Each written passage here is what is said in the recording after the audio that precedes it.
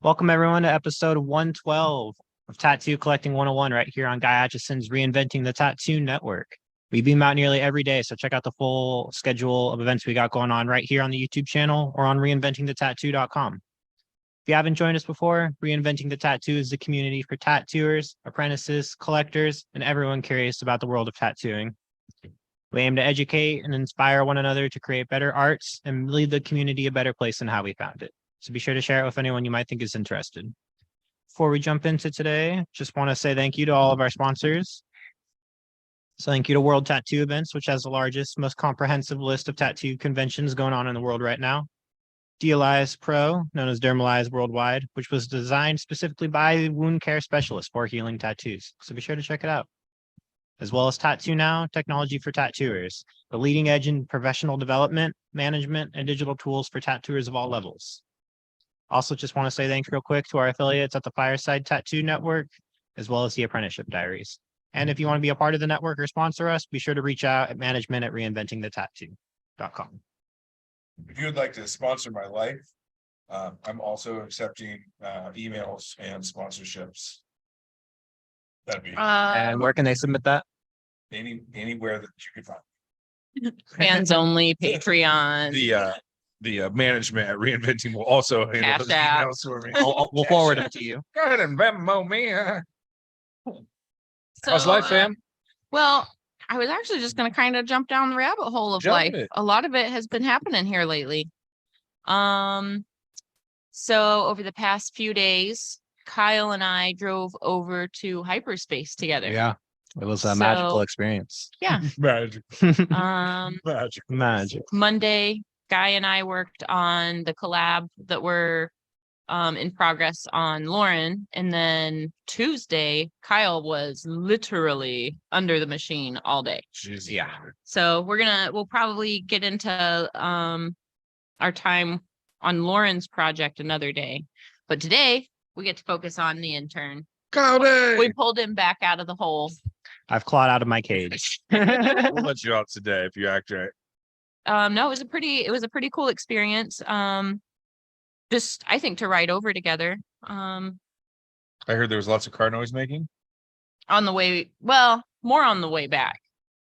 Yes. Kyle, I think, let his guard down a little bit, and apparently he makes a lot of weird noises when the radio is making weird noises. Did you let the shell out? Did It, you get out of the sh- you know, I trying to came say. out of the shell. Yeah. There we go. Yes. Aw. I've emerged a new person, if you will. Aw, that's so cute. I gave it to Kyle. Well, that's always fun. Yeah. Once someone sees you, how do we say this? Under the pressures of a long tattoo session, there's not much uncomfortability. You know, it's like after you've helped one of your friends that was like actually really sick, Yeah. or like, bro, I broke my leg and I am asshole naked in my bathtub, and I need you to come lift my naked ass out of my, or you know, shit like that. Mhm. Yeah, There's a special bond that forms. I have puked all over myself, and there's no way I'm going home in these clothes, type of thing. Yeah, there's a vulnerability when you're getting tattooed, and especially when you're getting tattooed in either a really painful place or a like really long marathon session. And Kyle's was both. Yeah. Yeah. So How's that shin? It was very rough. Yeah.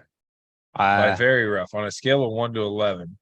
a scale of 1 to 11, probably like 9, 10. It was up there for me. Shin was super rough for me Yeah. too, Bobby. Super rough for me too.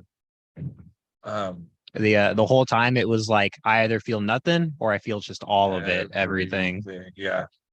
Front of that where your shin breaks for me was just like I felt every individual needle, stroke, motion.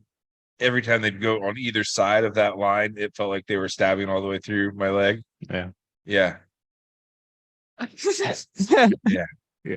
Shins were rough. one of the tougher sessions I had on my leg, we worked like 90% around my lower leg, like Kyle. And that session, my little sister happened to come down to Columbus with me. Adam was at the old Red Free location, but Sarah would come, we'd hang out for a little bit at the start of my session, and then she'd just like take my car and go do something for a little bit. And Right. I'd call her like on our last break and she'd come back and we'd do our thing. And so anyways, the time I lived an hour away, and I got without getting too geographical and boring, I got about halfway home and my ears started ringing, and I was like, oh, we got to stop. And I was driving. Mhm. So I pull over, we go to the closest gas station. We're at Polaris Parkway. I go to the closest gas station and it's a UDF. So Sarah's over getting milkshakes and I'm waiting in line to check out. My ears are still ringing. My vision's getting smaller and smaller, and my leg is just throbbing and throbbing. So this is not while I'm getting tattooed. This is Right. like shock and Yeah. things like that happening after the tattoo when this swelling and stuff sets in. Remember all the swelling things I kept preaching about? Yeah. This is what I was trying to prevent for you. So I'm standing in line. I appreciate that. Yeah. So I'm standing in line at the UDF and I'm just waiting to pay for like the snacks that I have in my hand. And, Sarah's waiting for our milkshakes just, 10 feet away. And all of a sudden my tunnel vision just like, and the last thing I can remember was just reaching for a display of Lay's potato chips. Like they weren't going to catch me. It would have done something.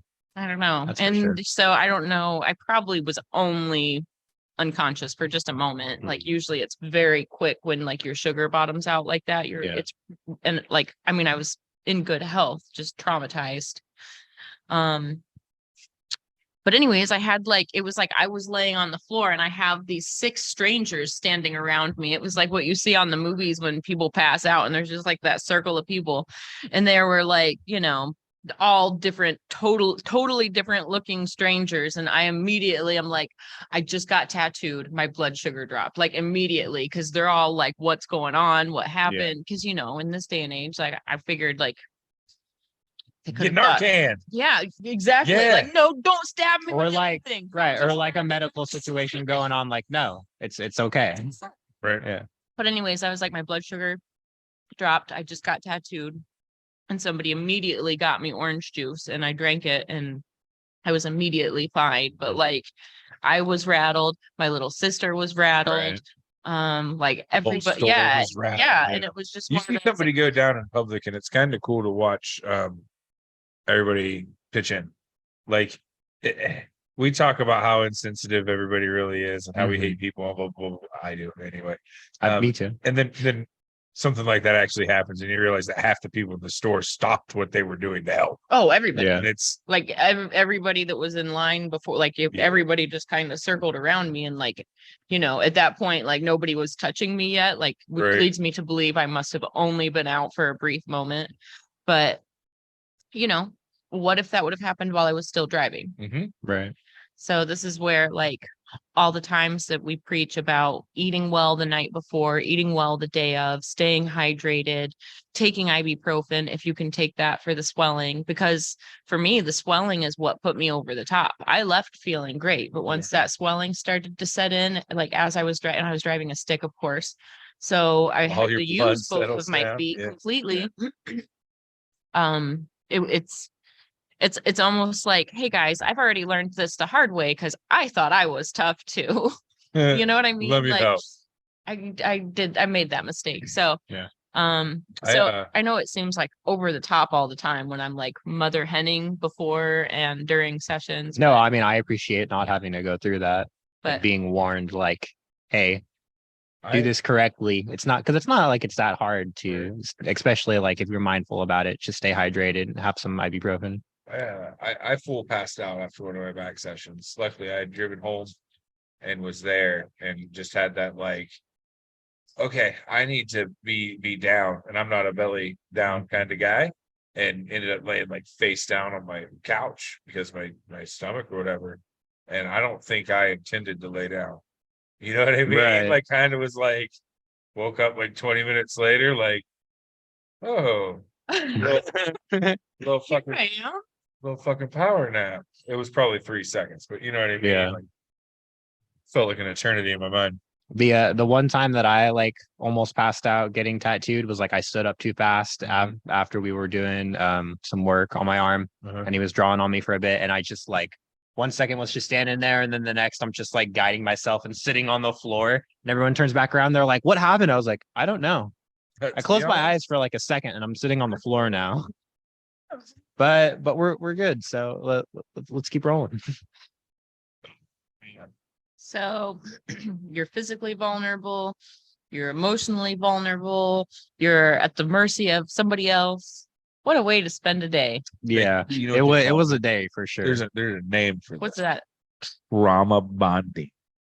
That's real life. It's Yeah. literally, and even if it's in this instance, I would feel it's more of a positive experience than the negative connotation of the word makes it sound. Definitely is. Yes. Normally, trauma bonding is a negative thing, but having that help and support and encouragement through trauma that is taking you to that. But I think that's core. what makes It's it different. feel so much more like, you know, if you guys have listened to earlier episodes, you've heard us talk about this a lot, but there's almost like this spiritual tribe that you enter into when you collect large pieces like this and you sit through hours and hours and hours of work like this. The places that your mind goes and the places that your spirit goes are like, it's something that you don't understand unless Right. you've been there. Like if Right. you've gotten tattooed and you've been to some of those painful places, like you get it. But like if you've really sat through an all day session where you were ready to be done 3 hours into it, and there you are at hour 9. Yeah. Like I was ready you've half an hit- hour in. Yeah, Yeah. you've hit multiple trying. walls that Thank you you. had to endure and power through. And each time you hit that wall and you and your artist push past it until you hit another wall, those are levels of growth. Those are things that are like on a spiritual level, those are like achievements. Yeah, definitely. But those are the achievements that bond us, because like once you've been there, like once you look at somebody else that has like once you look at somebody else and who has a huge Guy Aitchison piece, now you can look each other in the eyes and just be like, I know. I was there too. I've been there. Yeah. I've been there. I have been on that ride. It's mean, like telling like war stories. Like I've seen that same battleground. I looked Yes, at that sir. same serene backyard. Yes, The I lights on have. the ceiling, the tile work. I remember. I'm sorry, I just totally lost my train of thought. It's okay. It's weird when we get notifications at the same time. 'Cause Yeah, that could actually be something important. That's we need why to my pay brain shut attention down. to. I thought yours go off, and I was like, "Let me check in case someone's trying to contact us." It's like That's sound going weird. My brain stopped for a second. So let's jump into some of Kyle's experience, because this is like super fresh. So like a lot of the times we share our large tattoo experiences. I haven't even been tattooed in 2.5 years at all. Right. So I'm not saying they're distant memories. I still think about them regularly. Obviously, we talk about them regularly, but like Kyle's still healing. He's like in the not even quite to the middle of the healing process. No, this yet. was 2 days ago. So like this is fresh. Yeah. Like we usually talk about how this was and how we've had time to process This it. is And what happened. but like in the few days after, you still don't know what happened. It's just like, what did I just go through? Yeah, I'm still mentally like recovering from it. Do you want to jump into that kind of stuff first, or do you want to jump into like the actual process videos? What do you think? We can touch on the mental aspect since we're here on it. Okay. I think it's a good place. I'll be honest, it was a very mentally draining process for me. Like it was just very, very painful experience, obviously, but like sitting for that long and enduring through it is for this tattoo, I haven't done that before. So the first time experience of going through it was very rough. So you recently were tattooed by Jordan also. Yeah. That was probably was it a shorter day or a longer day or about the same? It was definitely a shorter day. Yeah. I want to ask this the right way. I basically just want to ask you to compare the two experiences, but like, let's go like on your body. Let's compare the two experiences. Right. First, describe the area you got tattooed by Jordan, then the area you got tattooed by Guy, and then we'll just kind of dive down like just the physical stuff, like the. Okay. So from Jordan, I got the left side of my ribs done. That was probably about 4 or 5 hours of like light line work and committing the stencil and design to the skin. And then we did the right calf, basically 90% all the way around from Guy, doing committing the design, but also like basically a full render of like all the initial detail and getting it all When you On say the skin. calf, you mean leg, right? Yes, like Lower leg. Lower lower leg. leg. No, You this say is funny. calf, I think calf muscle. Okay. You know what I mean, homie? Yeah. So like, yeah, Yes. you got your calf tattooed, faux show. Yeah. But you got your leg. The tattooed, whole bro. yes, the Like, whole leg. It wraps all the way around. You gave zero. You didn't give yourself enough credit on that one. I just was making sure you knew Okay, it. yeah. No, Right thank on. you. I appreciate the correction. One day last week, I was asking Kyle if he had decided where he was getting tattooed by a guy, and he's like, "Yeah, my calf." And I was like, "So you're getting a leg sleeve?" And he was like, just my calf." And then guy starts drawing with the marker. It's a leg sleeve. It was by the time I Knee saw down. the design, I was like, hey, that's my ankle. Okay. I see what's going on. I'm here for it. Was not prepared for that. But okay. Yeah. Yep. Yeah. Uh-huh.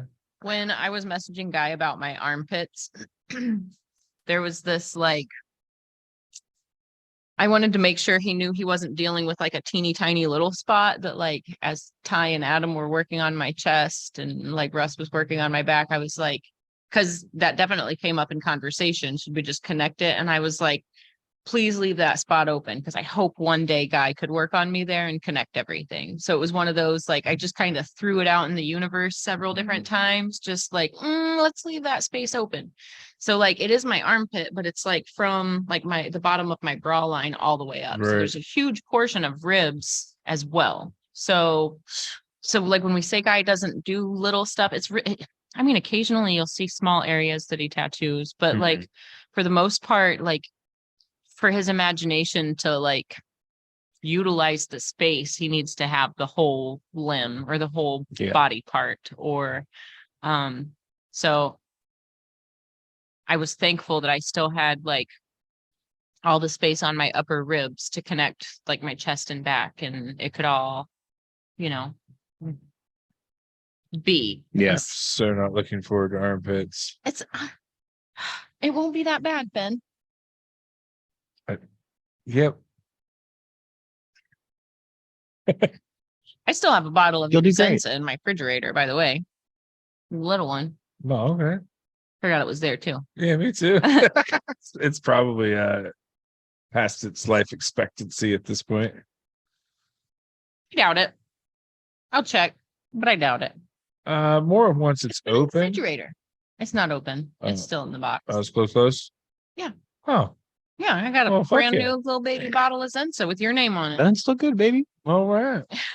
All right. Oh, What do you got that you're getting ready to screen share there? yeah. Sure, Yeah, some. We've sure. been talking about it. Give me the goods, bro. Give me We'll the pull it goods. up here. We got so much great footage of this.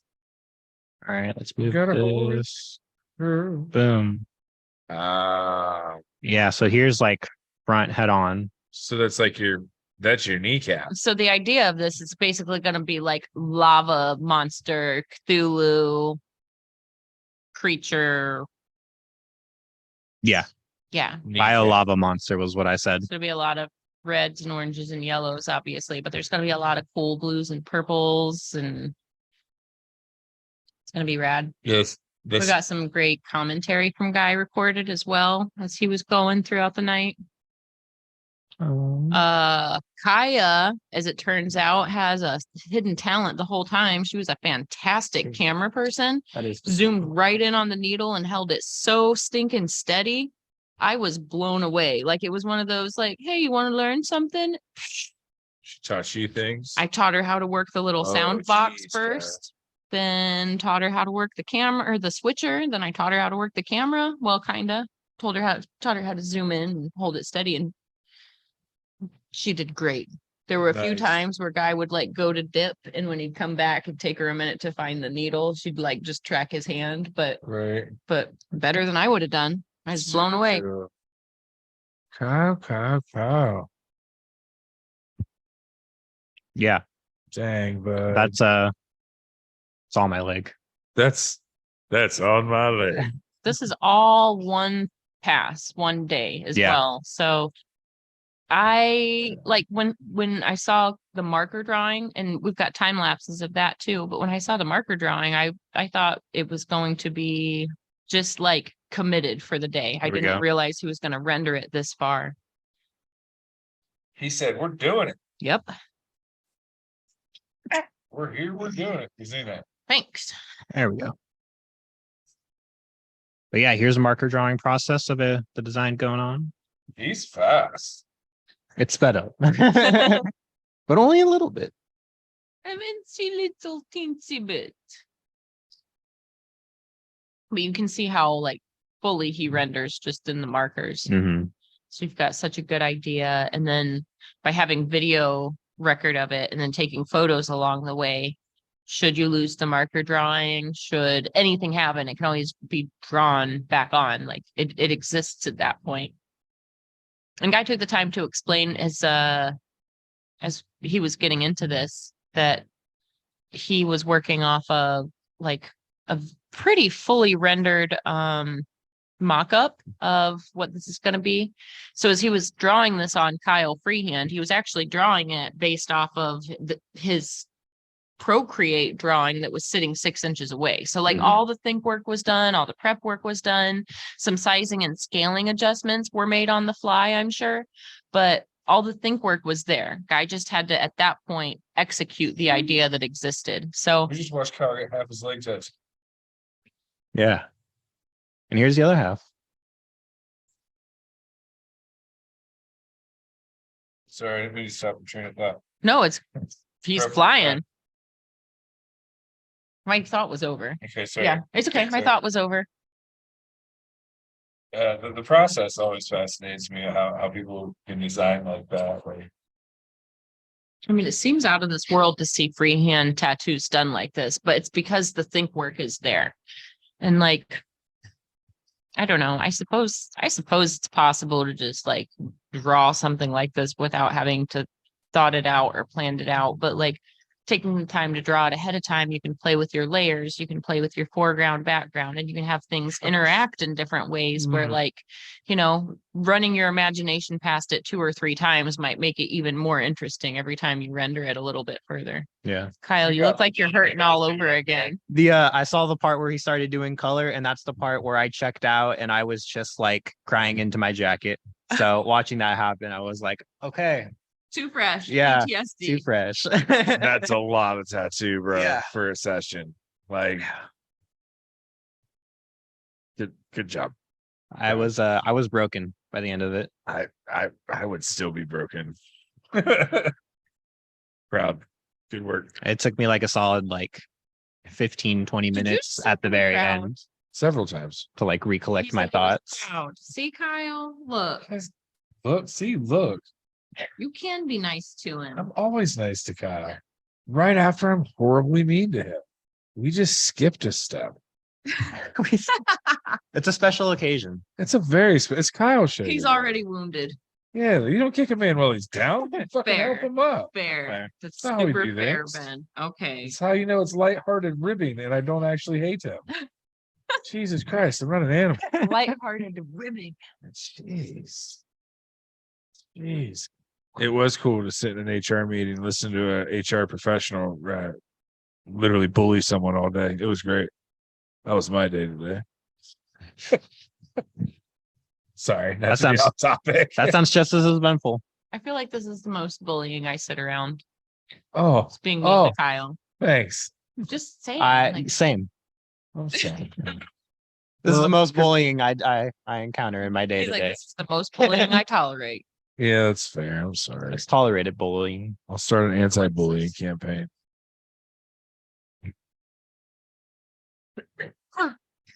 Should we get a bully jar? A bully jar. Every Man, every time I'm mean to Kyle, I put $1 in the jar. what if like I'd every be time you're mean to Kyle, you roll a blunt? We don't have time for that. How long Give is him this $1, show? Like, I could end to end light them. It's fair.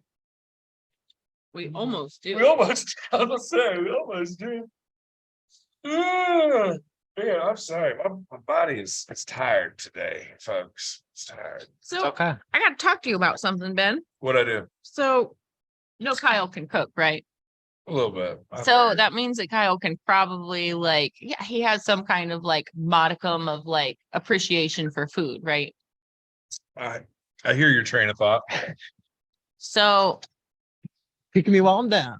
I had so That's for okay. 2 days, because Kyle and Lauren were both getting tattooed. For tattoo days, and Guy lives out in the middle of nowhere. Hyperspace is 20 minutes outside of town, so it's not like Which is you a can small just, town. yeah, and you can't just Uber It's something, not and everything shuts down at 9. So if it's after 9 or maybe even 8, I don't know, you can't get things. So it's very advisable that you actually like stop at the grocery store and pick up groceries. There's like a little kitchen area, but pick up groceries and do the things. So we were talking about what we needed, and I was like, I could write a super micromanagey list, but like I'm just gonna keep it vague. And Kyle came back with solid home runs. Like this kid knows how to prepare with food. All right, hear me. Like- Let me hear it. He brought back Caesar salad. Fresh start. He brought back good crunchy lettuce for sandwiches. Baller. 2 different lunch meats. I will say on the lettuce, my goal was butter lettuce. Yeah. Is what I was going for, but was not able to find. So It was a good lettuce though. it was good lettuce. Peanut butter filled pretzels. Yeah, baller snack. Yeah. Yep. Let's see. Mhm. He did get super good bread with the oats and the little Mhm. crunchies all throughout. Not regular wheat I bread. hear you. The good stuff. The good The stuff. good stuff. The bread itself has its own crunch all the way through. I do enjoy a good hearty bread. You can't go wrong with it. Lots of seeds. You can't go wrong. Plate. Perfect amount for 2 Big days. fruit platter. All right, Bananas. Bananas as well, guys. We gotta have some bananas. right? I was like, just in case, 3. I need to ask you something, Ben. What? Why would somebody just offer me a banana peel? Like, you need this? Because they're funny. Because they're absolutely hilarious. Who did that? Who did that? Was that Kyle? Oh. Well, Lauren said the idea for filming it. And I was like, well, do you want to do it or not? Teamwork of the banana peel? Banana peel. I Art today. I really want homie to become like a listener and hear our story. And he'd be like, oh my God. Hold on. it I was drive a red her. car. I I was a remember. douche to somebody in a van and Smacked in threw the my face with coffee the at it. banana. I couldn't believe that van could keep up with my midlife crisis car. My midlife crisis. Nice. car. Oh, I'm ready for one of those. A midlife crisis? Yeah, You have a few. that's true. A couple of them have 2 wheels. A couple of them have 4 wheels. Not midlife yet, though. It doesn't matter. I just get crisis cars. Well, I feel like maybe you're just one of those people that always drives a midlife crisis car. It's okay. It's not a problem. I don't know what that means, Mom. Well, I mean, you've had a It's few a- caddies it's- and you have a tendency to like soup them up a little bit. So like, it's, A bit. how do you feel about Chrome? Don't. Why are you talking to me about Chrome right You want to chrome all your stuff out, man? Come on. Come on. On our road trip, we passed this Hummer and it was a Hummer and it was like a H2 Hummer. It wasn't a real Hummer. It was one of the Chevy Hummers. But anyways, it was a Hummer and it had chrome everywhere. Chrome All would be over it. on it. The windows were tinted. It's definitely like through the shadows of the people. You could tell there was definitely a group. There was a of people in the family in Hummer. there. It looked like family midlife crisis vehicle. If you start chroming stuff out like this Hummer was chrome, Hummer on the back of the bumper had the chrome inserts in it, the reflective mirrored ones. The handles had chrome on it. He had weird like straight line Oh, I went- pinstriping down I the went out side. of my way to It had take the the chrome rain guards on all of the. It's fair. That's fair. Ben's like, let's black this out. Yeah, the opposite of that. Like, how much does it cost to make this not chrome? Fair. So See, I would like my vehicles to have a nice mural on them personally. Mural? Yeah. on the Get a side cool of town painting. you live on, Kyle, that could be arranged. What kind of He didn't say a gang tag. What He kind said of a you asked mural. I meant the kind of mural I could get like here at the shop. I from could be like kid with a spray paint walking down the street, little brother with a stick following behind. Someone walking out with their hatchet in the middle of the night. Kyle's car got hatcheted. In case you didn't know.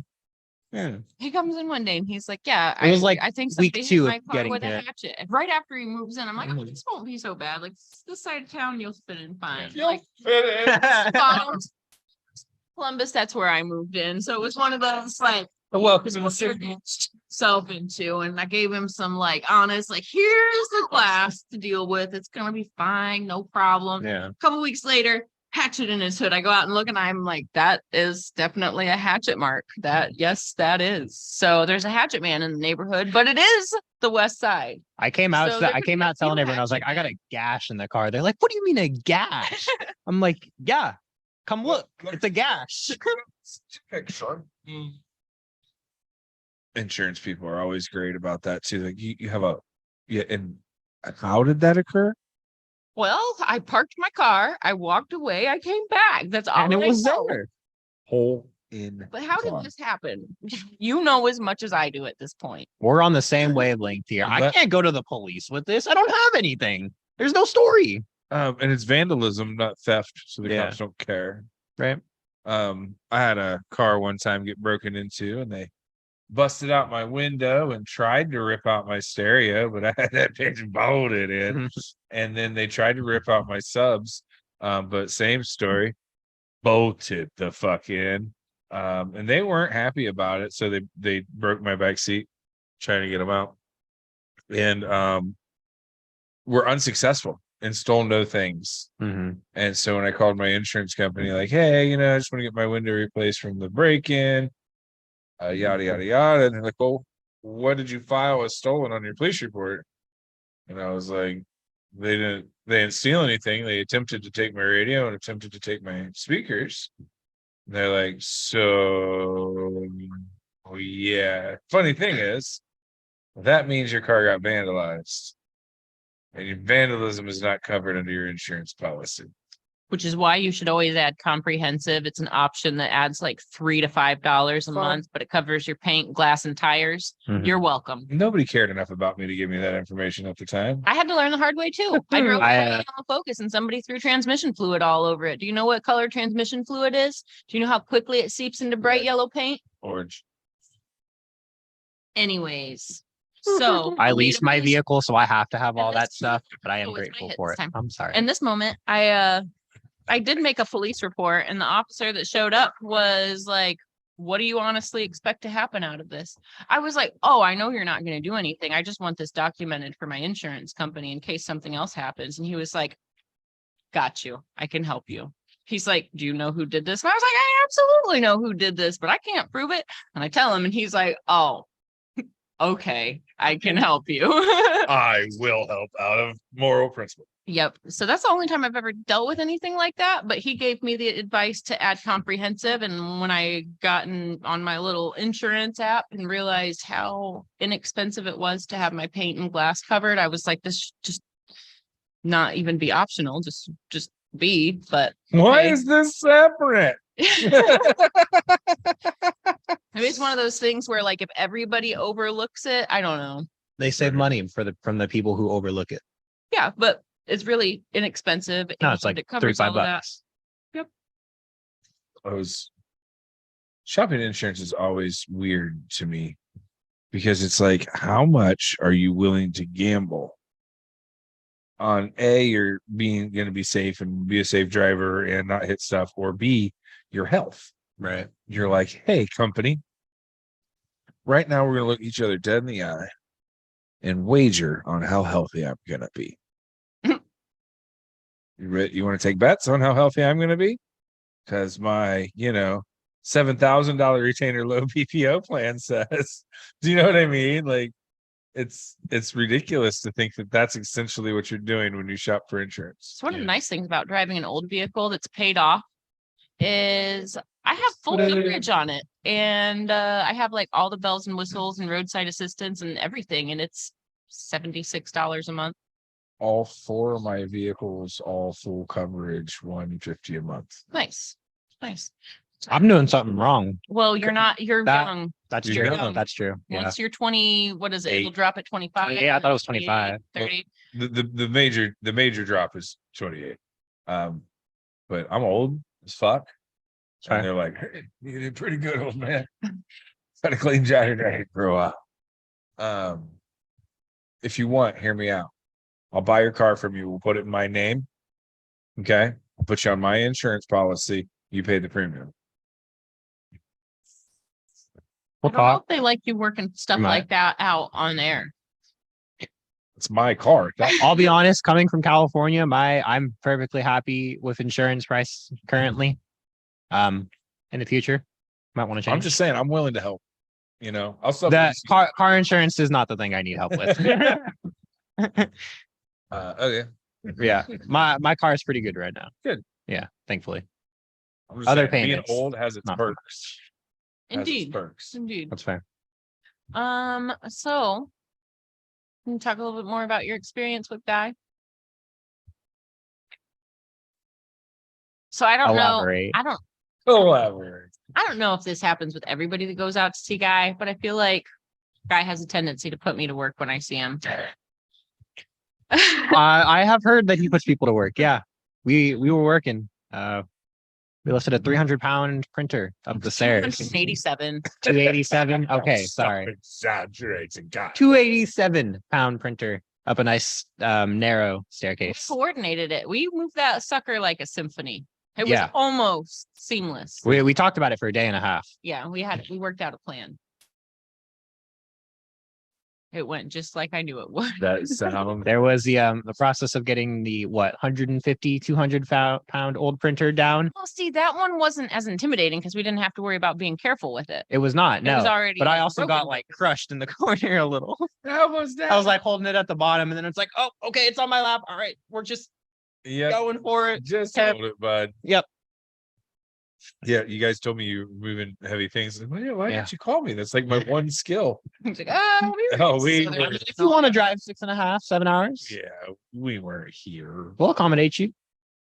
Got a room. Maybe next time, guys. Yeah. Now that the hard work's already done. You can come with us next time.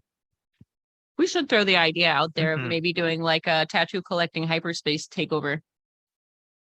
There's so many I cool just like things in the saying- building. Hyperspace takeover. Can that be our intro? Yeah, Okay. Yeah. I think it Gotta needs to clip be that. the intro. I'm not doing it again. Use that. Do That it one 3, was 4 wrong. times. No, he gets That's the one title. shot. Hyperspace Yeah. takeover.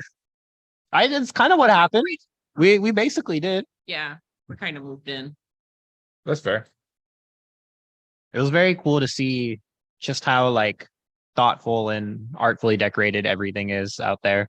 Like you even go outside and you've got like just stones that are piled in a cool way that make like a little archway and whatnot.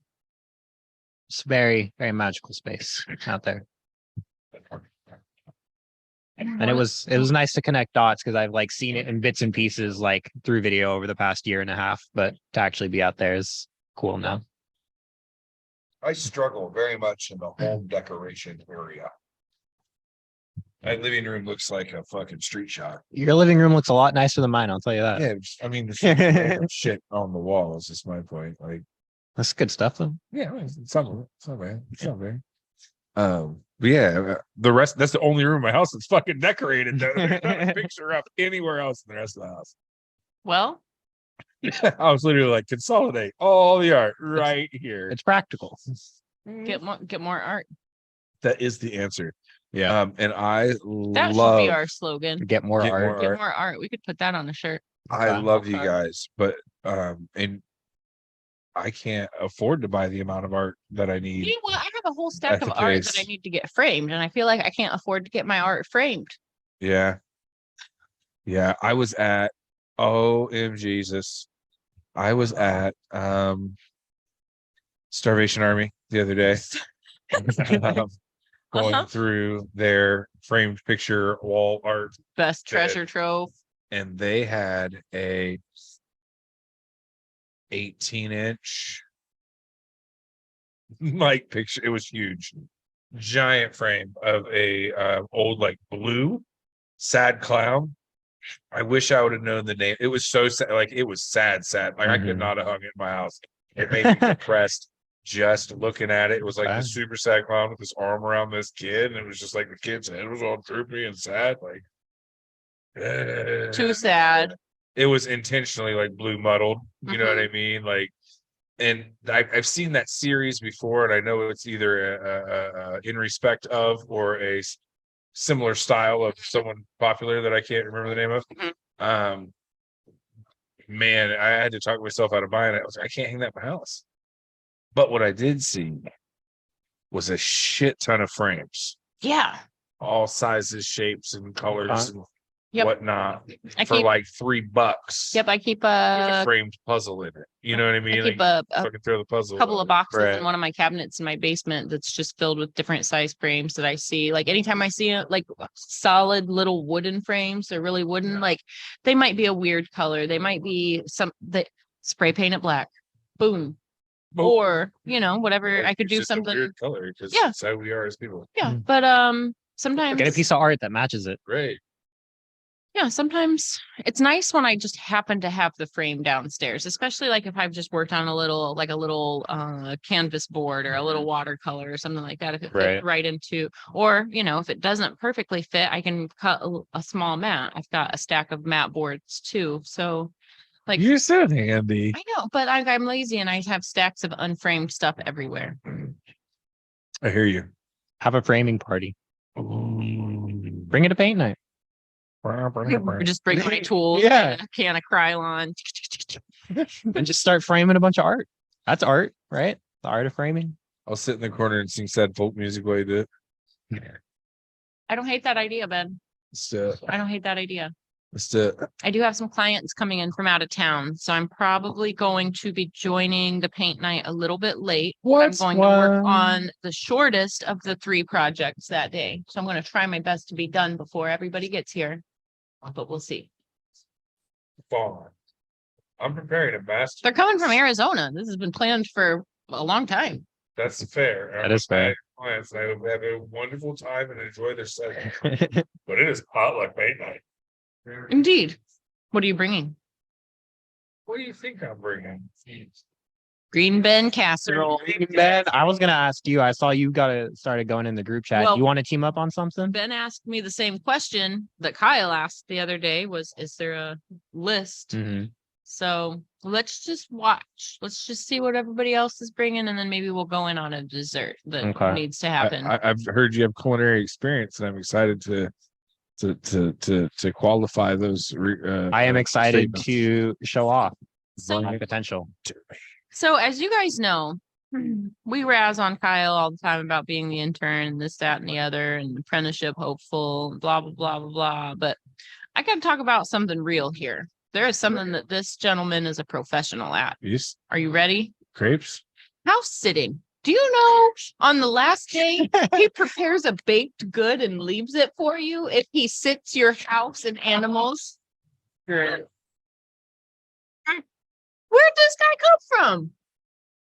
Heaven, or wherever you believe in. That's good. I enjoy to cook for other people. Don't get the option or choice to a lot of the times. So since moving out here, that's been my way to make that happen. Kyle, that's amazing. Proud of you. Thank you. So if you need a house sitter, I got a built-in house sitter it's that fair. pays me money. It's amazing. I got the system backwards. I'm like, you let my dog out while I'm not here and give me money. I caught Now, myself looking to at play my devil's tiny garage advocate, the other day. I Like, got him a I cheesecake. need to insulate this to put Kyle in here. Out in your garage? Yeah. Oh, I've got extra rooms before we put Kyle in your garage. Like, if that's our options, is Fawn's Well, hold garage on. or If it's Fawn's? insulated and decked out, I might be interested. It's Uh, a pretty Kyle, garage. It's Kyle, a new roof, but Kyle, it's- I've seen the garage. Have you seen my It's place little. now? No, I've seen his place now, and he's got his bed is in his living room. I hear you. I'm sorry. I'm sorry. I'm sorry. But like, before you're in the garage, you know what I mean? Like, we can figure some. I got a whole basement we can deal with. Like, it's insulated already. There's a furnace. It's fair. Like, I can move out. You can have my room. Like we can figure something Well, out. we'll see He's what really trying prices to- look like come To February. live the homeless life. He just wants to hammock. I just don't want Kyle in a garage. Just like, can I just park my 2 vehicles and my 2 motorcycles in a square and just hang my hammock between them? Well, the That's beauty- all I the need in beauty of life. doing it this way is like if people just sublet out like rooms, I can just condense to the smallest area of my house. It's not that I don't live there. I've just got roommates and I'm never there. Right. You know what I mean? Like you can have my room. I'll move to the garage. Fine with that. My garage is heated. We're good. I got a basement. I'll move to the basement. I don't give a shit. I'm never there. Before you sleep outside. You know, like Yeah. call somebody. That's all I'm saying. We'll figure it out. I'm gonna be doing some like serious research soon about moving and which area to pick. Smart. Yeah. The trick is to get just ghetto enough that no one's looking at you, but you can still get away with some shit. You know what I mean? I 9 times out of 10, it looks like I'm not home. I keep all my blinds closed. Sometimes the lights are on, sometimes there's not. That's all you know. You know what's cool about Oddly being home all the time? Otsley's home all the time. That is pretty cool. It's that he's like, It does sound crazy, but having a dog has always made me feel safe. I grew up in a house with large dogs, so they've always like definitely openly been our security system. We had like German Shepherds and Rottweilers, and they were definitely family pets, gentle giants, Oh, but yeah. they were incredibly protective. They knew their jobs. same. Oddly's a teddy bear if you know him. If you don't, he If you ain't no don't, he teddy is bear. not cool. Like I don't know how else to describe him. Yeah. Like if I don't introduce you to my dog, he is like, bitch, I will eat your nuts. And I don't know where that came from. So it's Just probably what's the in 'em. people that beat the shit out of him while they broke into my house and so they killed him. Might, other might than have that- something to do. I'm sure he loves everyone equally. So there's that. I couldn't imagine being a dog. You know what I mean? Like just the day of that. Just a day in the life of a dog. Checked everything. Oh, it's just a squirrel. Just say Day in the life of a dog. day in the life of dogs. We should make a documentary. Day in the life of a dog. Put little You get- cams on our little doggos. There you Maybe go. it's just me whose feeds these pop up on, but have you been seeing any of the 360 camera feeds where people will strap them to cats and like watch where they go for the day? And No. pretty rad. Like the dog ones are cool, but they're always so like hopping around and happy go lucky. But like with the cats, you see them like this one, it's in, I don't know what city it is for sure. It's in like apartment area of a big city, but you see it like go out the window and down the like fire escape and then crawl up the gutter to the roof. And like it's on an adventure, like Right. calmly and chill. And you can just watch it sit and like take in the view for a couple of seconds and then like get up and gingerly just keep going on about its business. I do. Cool. I do have an outdoor adventure cat. There's a little black cat that hangs out by my front door sometimes. If I put a 360 camera on your cat, do you think any of your neighbors would steal the camera off of him? Because this No. could be just the excuse I need to go get a 360 camera. They're getting smaller and smaller, and I've wanted one for a really long time. I think you have plenty of excuses to get one. Really I only, do now. Yeah. he only really hangs out in about a 5-house radius of my backyard. And most of the people in the neighborhood know who he is. He's always worn a collar. I've seen several of my neighbors in their driveway petting him. There is a notorious neighbor that I have still never met that he used to have a tag with M's number on the back of it. And she would text, "Hi, this is Sheldon's other mom. Haven't seen him remember in a this day story. or so. Is he doing okay? He didn't stop by for his tuna treats." And it's like, he doesn't eat tuna. Okay. But like, you know what I mean? It's weird. He's definitely a neighborhood kitty. I think we could get away with it. Especially if we put like a sign on it that said "Don't steal this." We're watching. I can see you. I don't know. I don't know if the ones I've been looking at, I don't think they stream yet. I think I'd still have to record to the device and then we'd have to upload and play with it. But the capabilities are getting pretty rad. So and, like, what you're saying is we need tiny. to Apple tag it too. Maybe they might have to be a double dose. It would work though. We are watching. Watch, they'll think that Sheldon's the spy. Spy cat. FBI cat. Spy cat. Seeing what's going on in everyone's backyards. Ooh, where does is that legal? Maybe. What if Sheldon Like I know catches footage look, he I know shouldn't? laws Right, that yes. like We delete it. like they monitor the footage and stuff you get off of drones and especially in areas where you could potentially see in windows and things like that. Like it's monitored like very closely. Everybody who has specific drones are registered and yada yada. But like, But 360 cam on what if Kitty. you put a 360 cam on a carrier pigeon? Hear me out. You see a lot of drug deals. How do you check that? Yeah, we're taking it old school. I don't know. I think we should go Tyson and see if he can train at the pigeon. He loved the business. I bet I could train a pigeon. A pigeon racing. It's a thing. It's not just a thing. Like it's a thing. Mm-hmm. Like, can we get a speed pigeon? Speed pitching. Go for a speed pigeon. Let's go for a full-on falcon. Tattoo collecting falcon. I can Oh be a my falconer. God. You see how connected I am to hawks and birds of prey. Like it's Hey, we're uncanny. I'll watching be you. like, Driving hawk- down the fucking freeway. She's like, hawk in the field. Hawk in the field. Like swerving, trying not to hit the people in front of me because they think we're about to die because she's pointing at a hawk in the field. Like, what the fuck? That's exactly how it went. Hawk in the field. She point one out, and I'm like, "What? How do you even? What?" Out the window, like talking to her brother. She's like, "See, it was watching us too." Watch it come. She sticks her arm like lands a piece of salmon, you know. Watch a hawk drop a banana peel in my mouth. Retrieve. Okay. Oh man, hear that'd me be out. great. Tattoo collecting 101 Falcon. Name's Banana. I like it. I'm with it. I would say I'm a genius. But like, we're working up to that, you know? We're gonna.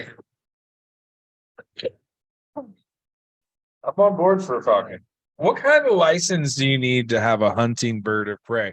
Like, hear me out. You got to have a fishing license, right? You can be a falconer. Right. So what kind of license do I need to hunt stuff with a bird?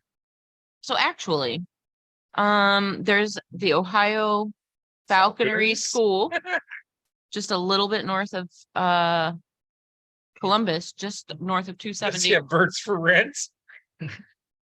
Kind of. So here's It what comes they with a do. free training No, class. he gets commissioned by different companies like Ohio State to come down and take care of rodents humanely with the hawks all over campus, for example. So you'll see them with different birds of prey out and they're gathering pests. Okay, so hear me out. I'm listening. Okay, It's a real thing. right. This bird has a house. Remember at the Biltmore, they had the falcons or the hawks? Yeah, just let me, Okay. give me a sec. This bird has a house. It gets fed.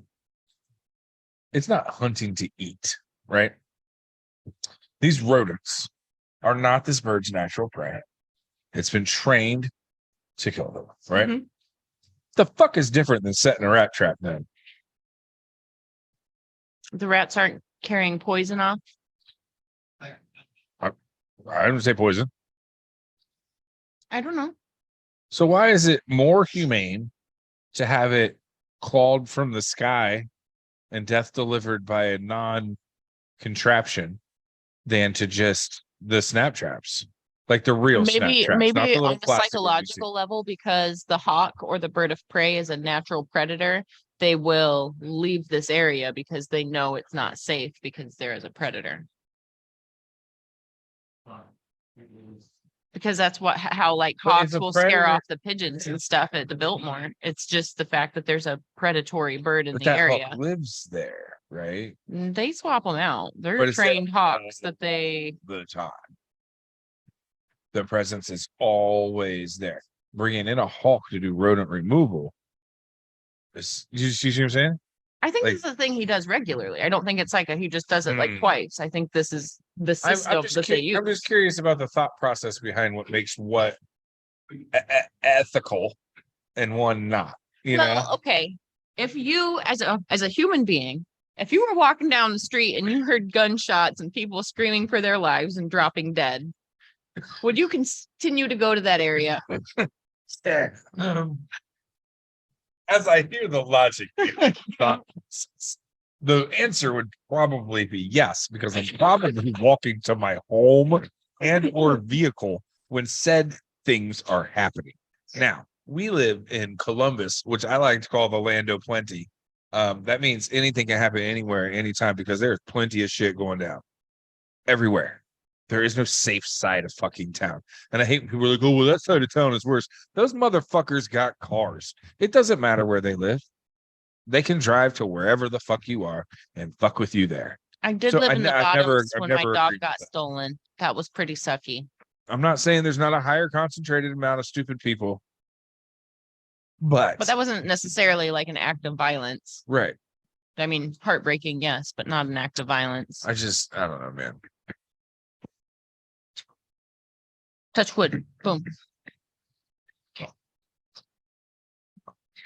Got to keep the energy right. Of course. Yeah. Yeah. We need more organic material on this set. I mean, we can get a wood table. No, we can't, Kyle. What kind of budget you think We could got? actually, so I was drawing up plans for a table like this. And as I was drawing them and I'm like putting the dimensions in, I was like, there is no way this doesn't exist already. There is no way this doesn't exist. Sure enough, they're called banquet tables, Yeah. serpentine banquet tables. Yeah, I And can apparently you can put them in a giant circle or you can make them in an S pattern. They make them just How rounds too. perfect. They make them Yeah, just and it's rounds too. like it is kind of loud and cantankerous, but we could get ourselves our tool belts out and get ourselves a piece of plywood and build ourselves a little set. We could do that for about $500. This was about 300.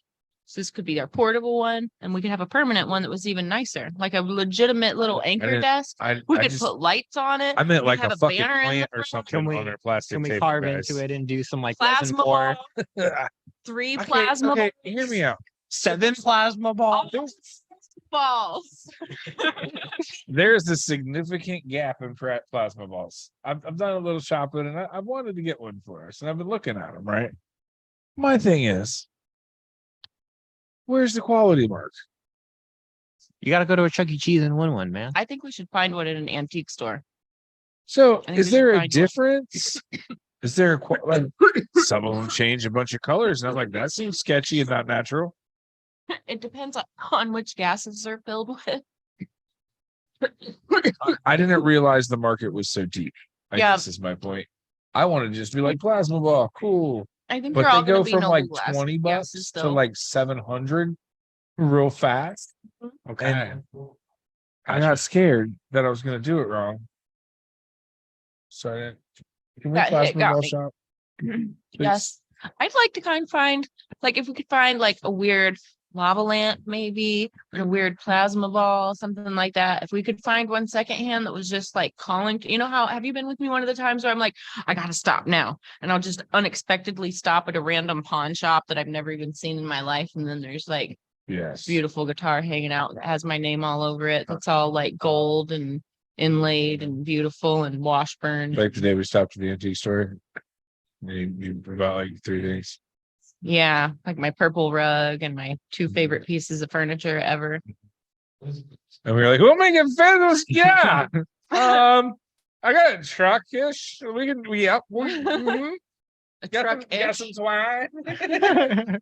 No, I had a truck. It just had a bunch of shit in it. It was a glass cabinet and then like a really pretty hand Armoire, carved yeah. cabinet. It's a Oh, music cabinet, stand. music It's a stand. music stand.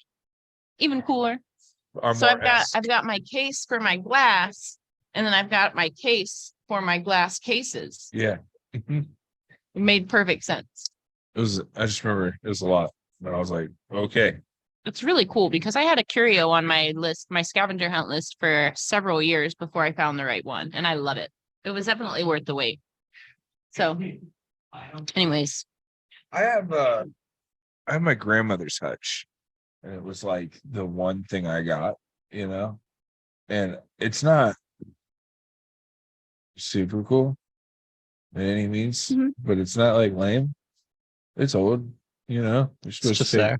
supposed to take care of old shit, I guess. But it needs like redone. Like it needs refinished. And it's one of those like, do I do it and fuck it up? Is there a place you can take it?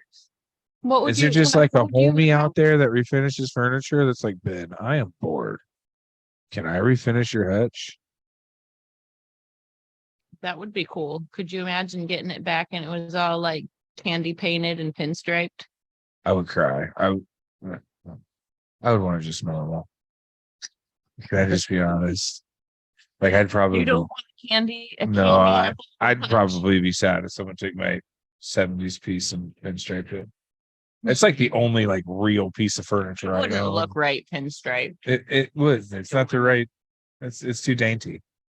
But like, I don't know. I don't know what to do. Double It's like, did that. I try oh, not just to. smoke. It's weed. All right, I guess there's enough to go around. Like if we. I mean, when it's like this, you just smoke, and then when you're done smoking, you hand Wait. it to somebody else until I they're haven't- done smoking. I haven't thrown in a minute, so like it's yours, bro. It's hit it as many times as you want.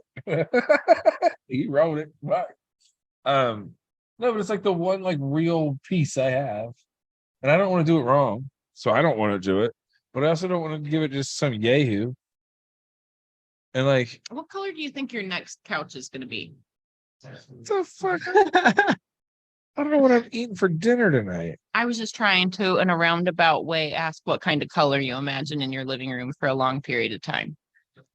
To be fair, I want to redo it all. That's why I asked what color you imagine your next couch. It depends on what color I paint the walls. Well, what next. color What do you color you painting the imagine? wall? That's what I'm saying. I haven't got there yet. But it's time. Like it's been like 7 years since living here. Or you thinking eggshell? You're gonna go a little wild. You It get is like a an little- electric blue. It's a little eggshell now, but if my walls are ever blue, Kyle, I give you permission to smack me. Open hand, left and right. Like don't It'd be let cool me to have, paint you my- could have like one blue wall, Don't and then we could like shush. paint a sunset on I it. kind of want to paint a few of my walls this color. I'm in. Let's do it. That's a nice color. Yeah, like maybe that. just a touch richer, but yeah, like a deep, rich Richer. jewel tone turquoise. I'm in. Gonna have to get some Think color so. swatches. I have for a that. canary I have a yellow tiny fucking house, bathroom so- already. So I have a bright color room. It's canary fucking yellow. I think I'd do all my like little and weird shaped Oh no, walls. it's not. It's school bus yellow. School bus. School bus yellow. Canary yellow is like a soft yellow. That implies that it's not bright and blinding. Hmm. You can't be in a bad mood in my upstairs bathroom. Hey, even with the light off, it's It's softly bright. bright. It's Yeah. bright. Yeah. Shit. I gotta. My kid was like, "We went that one." I'm like, "Yeah, cool, whatever." It was not the one I pointed to. It's all right. It's all right. But yeah, it's time. The whole living needs repainted. It's What? funny. Speaking of bathrooms at Hyperspace, so the bathroom door on one side, there's this rad painting by Marcus Leonard and Adrian Dominic. They were working on a collaborative project and did the bathroom door together. And then on the inside, there's yeah, it's super Yeah. cool. Like there's a picture. I think that's in the stuff I sent in Instagram. Yeah, I've got it. I didn't get a picture of the inside, which is the part I'm talking about now. But there's this like hexagonal grid that like weaves in and out of itself and then flips back forward, like some of Michelle's paintings. And then I was looking at it and I was like, that flower is new. Like, that's definitely a new flower. We had to even ask Guy. He said, yeah, it was a recent addition. It's so funny.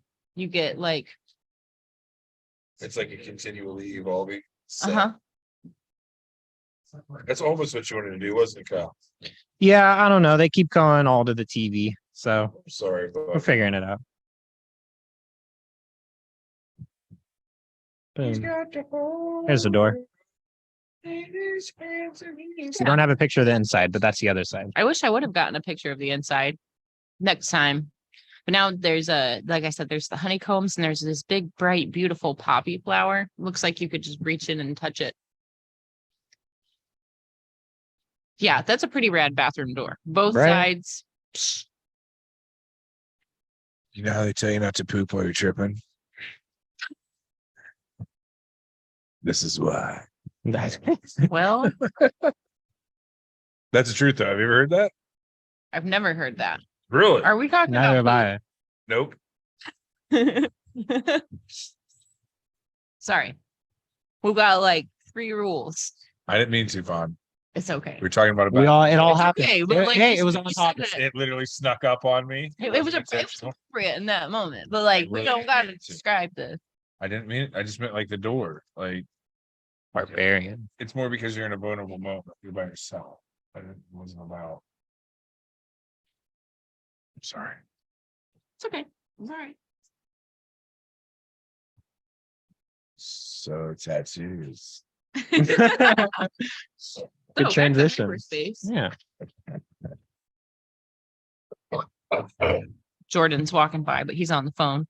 Too busy and cool to talk to us. Too busy. Look at him Too walking with cool. this cool strut. Coolest ever. He's trying to ignore us now. He's doing it intentionally. It's okay. We still love him. So, you want to talk a little bit more about your experience? I know there's more.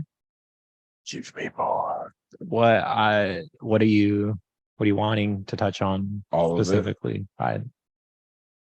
Well, you say touch on your experience, and my mind draws a blank, thinking of the entire experience. The entire experience. You're like, well, words. It was an experience.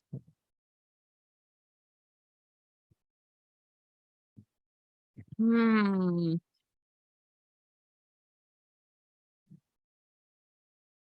How do you feel after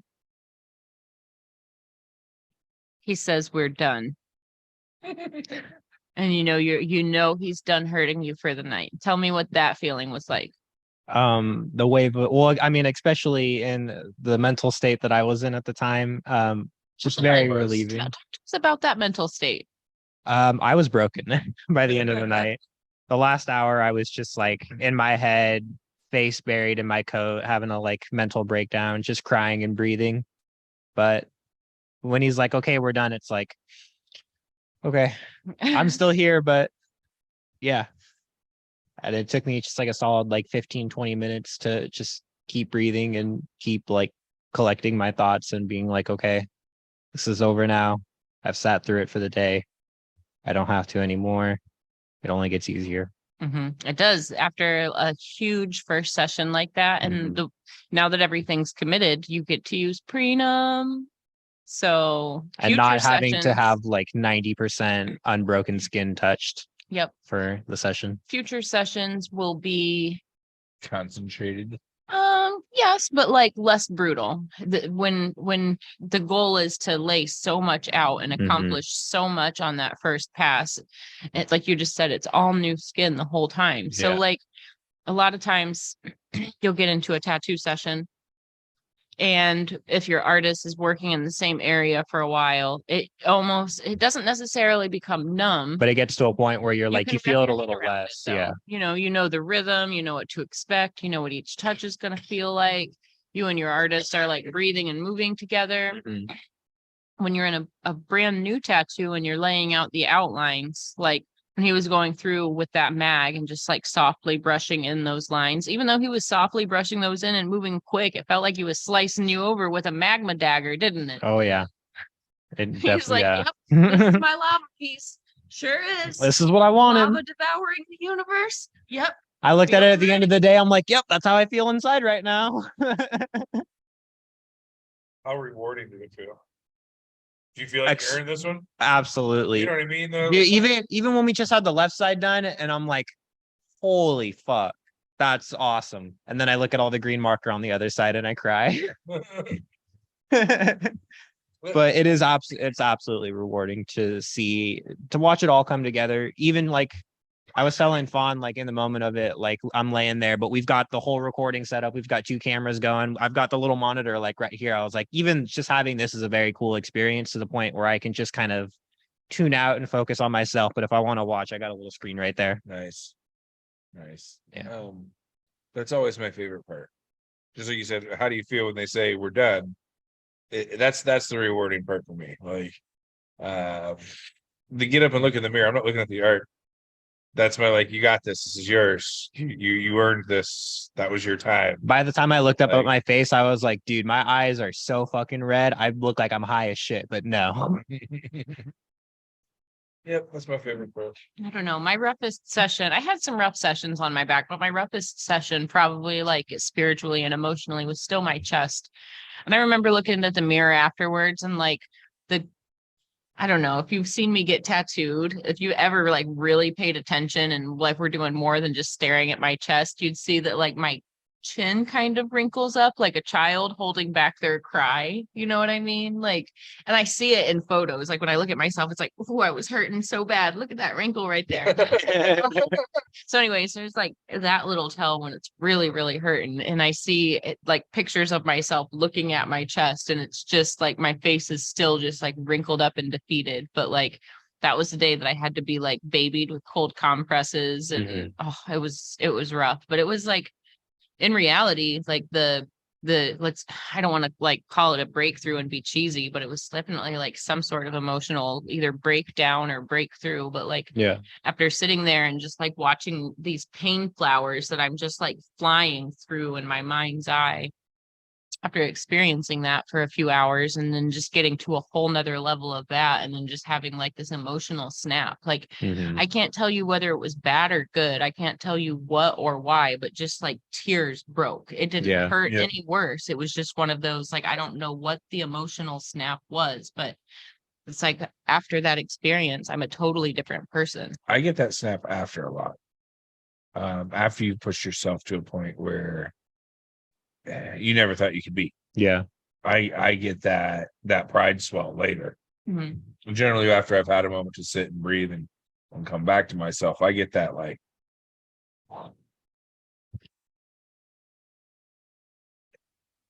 in moment. It's easy for me to deflect, but after when the noises are all stopped and the TV's off and the machine has stopped running and you sit down on whatever you sit down on when you first get home, you know what I mean? That first like flop down. Yeah. I generally have like a You lay down and you like one of the things I would do with my back, because like there's no getting comfortable. Some nights I knew I wasn't going to sleep before I went back. I just needed to get comfortable enough to rest. Yeah. So I'd take the time to take all the pillows off of both beds because, you know, that's how hotels are now. right. And I'd like make this little like, you know how you like swaddle an infant in their crib so they can't roll and they're nice and comfortable. So I'd like have 2 pillows up by my head and I have one on my arms all the way down so I could just like, and I just lay there and just like, that's all I could do. And like I said, some nights I wouldn't even sleep, but that was my routine. Is I just like, I sleep in a hotel in New York after I bet it looked like a murder scene. brutal back session. A lot of my back is black, like just dark. And he just busted out the mud shovel. I don't know what else to call it. This thing was this fucking big and just The mud shovel. I don't know what else to call it. It hurt so bad. And it was a smaller setup. So I just sat kind of like hunched over all day, you know, like just kind of doing it. And sleeping that night was the same. I don't propped up under 2 pillows, like sitting. That's something we don't talk about very often, is how that first night after being tattooed, you kind of you have to have the realization that you might not sleep. You're gonna lay there and feel like a burn victim because that's what your body thinks is going on. Like you're fighting shock all night long. Sometimes thick, clear liquid that comes out before you start to scab. You gotta get off and bleh. Have you had like the tattoo fever chills and stuff set in the night before and morning where like you can tell tattoo you've flu. Got like fevers breaking and then chilling and then fever break your body's in shock. You've just opened up a shit ton of skin. Did you have any of that going on? I had some like aftershock shakes the next day, like on the car ride back and at home a little bit. But thankfully so far it's been, I mean, day 2, but Tons so of far it's water. been smooth. Drink tons of water. That's why I got up earlier to grab the bottle. Yeah. Hydrate from the inside. I don't know. Long sessions are always rough. But it's again one of those moments where you're like, it has to get done. If you're sitting down for that back piece, you're sitting down for the leg sleeve. You know what you signed up for. Yeah. Unfortunately, you didn't know what you signed up for. not You not went in for fully, the calf no. tattoo and left with the leg sleeve, Yeah. which is rad. Which is rad. That's one of the reasons I always describe it as teamwork so often, because there's like the willpower of like the collector and the artist to get to like reach achievement with the project. Yeah. And even though it blows, you're working just as hard as Guy is the whole time Yeah. to like reach that finish line. Like Guy knows you're struggling, but you know that Guy has to get this accomplished Yep. because that's what the project calls for. And the thing I appreciate about Guy's work when he's working too is it's like, because he's so seasoned and veteran at it, he's very efficient and the way he tattoos, but also just like the movement around the body. Like we started straight on the ankle. He was like, "You ready?" Okay, and straight into it. And it's like that was rough. It hurt, but later in the day, I'm like, man, I'm glad I got that out of the way at first. That is the beauty of working with a seasoned professional. Mhm. Is there's no wasted time when it Yeah. comes to open skin. No wasted Every pain. second is Yeah, efficient they're- progress. Like They're you can look and efficiently see. working. That's something that the more tattooed I get, the more conscious I feel like I am, because in the moment, I'm not thinking about money. I'm not thinking about how much I'm charging. I'm not thinking about how much they're paying. I'm not thinking about how many more hours we have to go. I'm just thinking about like the task at hand. I'm losing track of what I was saying because I'm rolling a blunt too. Being mindful of You're being Um, mindful of your people. time because you're a seasoned professional. But you're interested in the integrity of the tattoo, well, regardless of the I time it takes to do it. yes, I want to work with my time, but like I also want to make each move as intentional as possible, because the thing that I'm really working with and being mindful of is my client's pain. So like no matter what I do, it's going to cause pain. So like Kyle and I were talking about this, like you could like for instance, early in my career, I was very, very gentle. I was very, very gingerly, and I still am pretty gentle for a lot of the things that I do.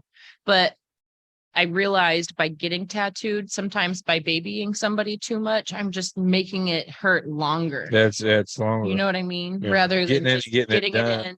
getting it done, saturating it in as few passes as possible and moving on to the next spot, rather than wasting their pain going into that same area over and over again. Yep. So like for me, I don't even watch the clock anymore. I watch my client's exhaustion level and my exhaustion level and my body cues Right. as well. But like for me, it's working with that pain efficiently. Like we have this opportunity together. Let's set money aside. We need to make this opportunity as much progress with each of these opportunities as we can. So when we both have this goal of, I want to get this much accomplished for the day, it's amazing how that makes it so much easier for my client to wrap their head around how far we have to go. And like, they can see when we take breaks, how much we've gotten accomplished, how much more we have to go. And sometimes it's like, oh, this is going quick, Right. and other times it's like, oh, that took forever, but man, look at it. It was totally worth it. Right. As long as you don't tell me we're about to be done, you can describe and talk and do whatever as soon as you're like, I don't know. I prefer not to know when we're going to stop and don't like to know a time frame. Yeah. I just kind of want to. It changes your mindset a bit. Yep. And you start like counting towards it. I'm here till it's done. I don't want to anticipate the finish. I do like to let people know, like, this will probably be our last break. That's different. That's different. And then like right at the very end where it's like, as soon as I finish this element, we're done. Yeah, that's different than Like the minute by minute count. Hey man, we're 30 minutes away. It's gonna be 30 minutes, and then 2 hours later we're still brutalized. 2 minutes. on a large project. I want to get this whole area done. Sometimes isn't, you know what I mean? I don't know. I would prefer you just do what you got to do and tell me when we're done. You know, Fair. I've never. Last break is fine. Because then you know, okay, like home stretch. Mhm. Put your effort into this last bit. That's fair. I like But, when like- I can like we're taking our last break and it's like, we've pretty much gotten everything I needed to do today. And Right. I'm down to like finishing touches for the day. I love it when I can see their like relief and it's like, oh, there's only a little bit more because you know how I can get carried away and we'll be here till 4 a.m. Sometimes like if my client has the stamina and the project calls for it, sometimes it's like, well, here we are for the sake of momentum. Let's just keep going. Have you ever seen Snatch? The movie Snatch. It's an older 90s movie. I don't, Brad Pitt. I'm sure I've seen it, but I don't remember. There's a part where they're making sausages. The guy's name is Turkish. He's like, how long on the sausages, Turkish? He's like, 5 minutes, boss. He's like, wait a second. I said 5 minutes 5 minutes ago. That's how I feel with white highlights. Yeah, Like it's that yeah. same, like, oh yeah, I was done, but now it's like 20 minutes of white highlights. You ready?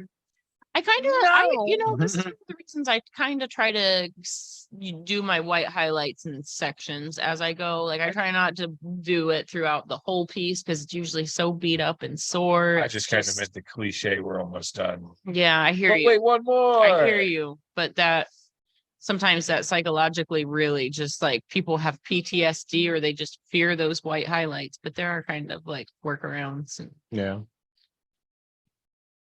I Do don't it know. after everything's healed. Come back one Sometimes, fresh session. yeah. Right on top. So sometimes I double and triple saturate my whites too. Oh, I just know. to I know you know. Oh, I know. Would you rather me just pound it all in there at once No, and turn it Barb. into hamburger Do you or know like why- a do you- few delicate Do you know soft why you're tattooing a whole sessions? bunch of me? Because I make your skin not hate Because me. I trust the way you do what you do. Thanks. So, like, I've never once asked you to do anything ever, other than will you tattoo this?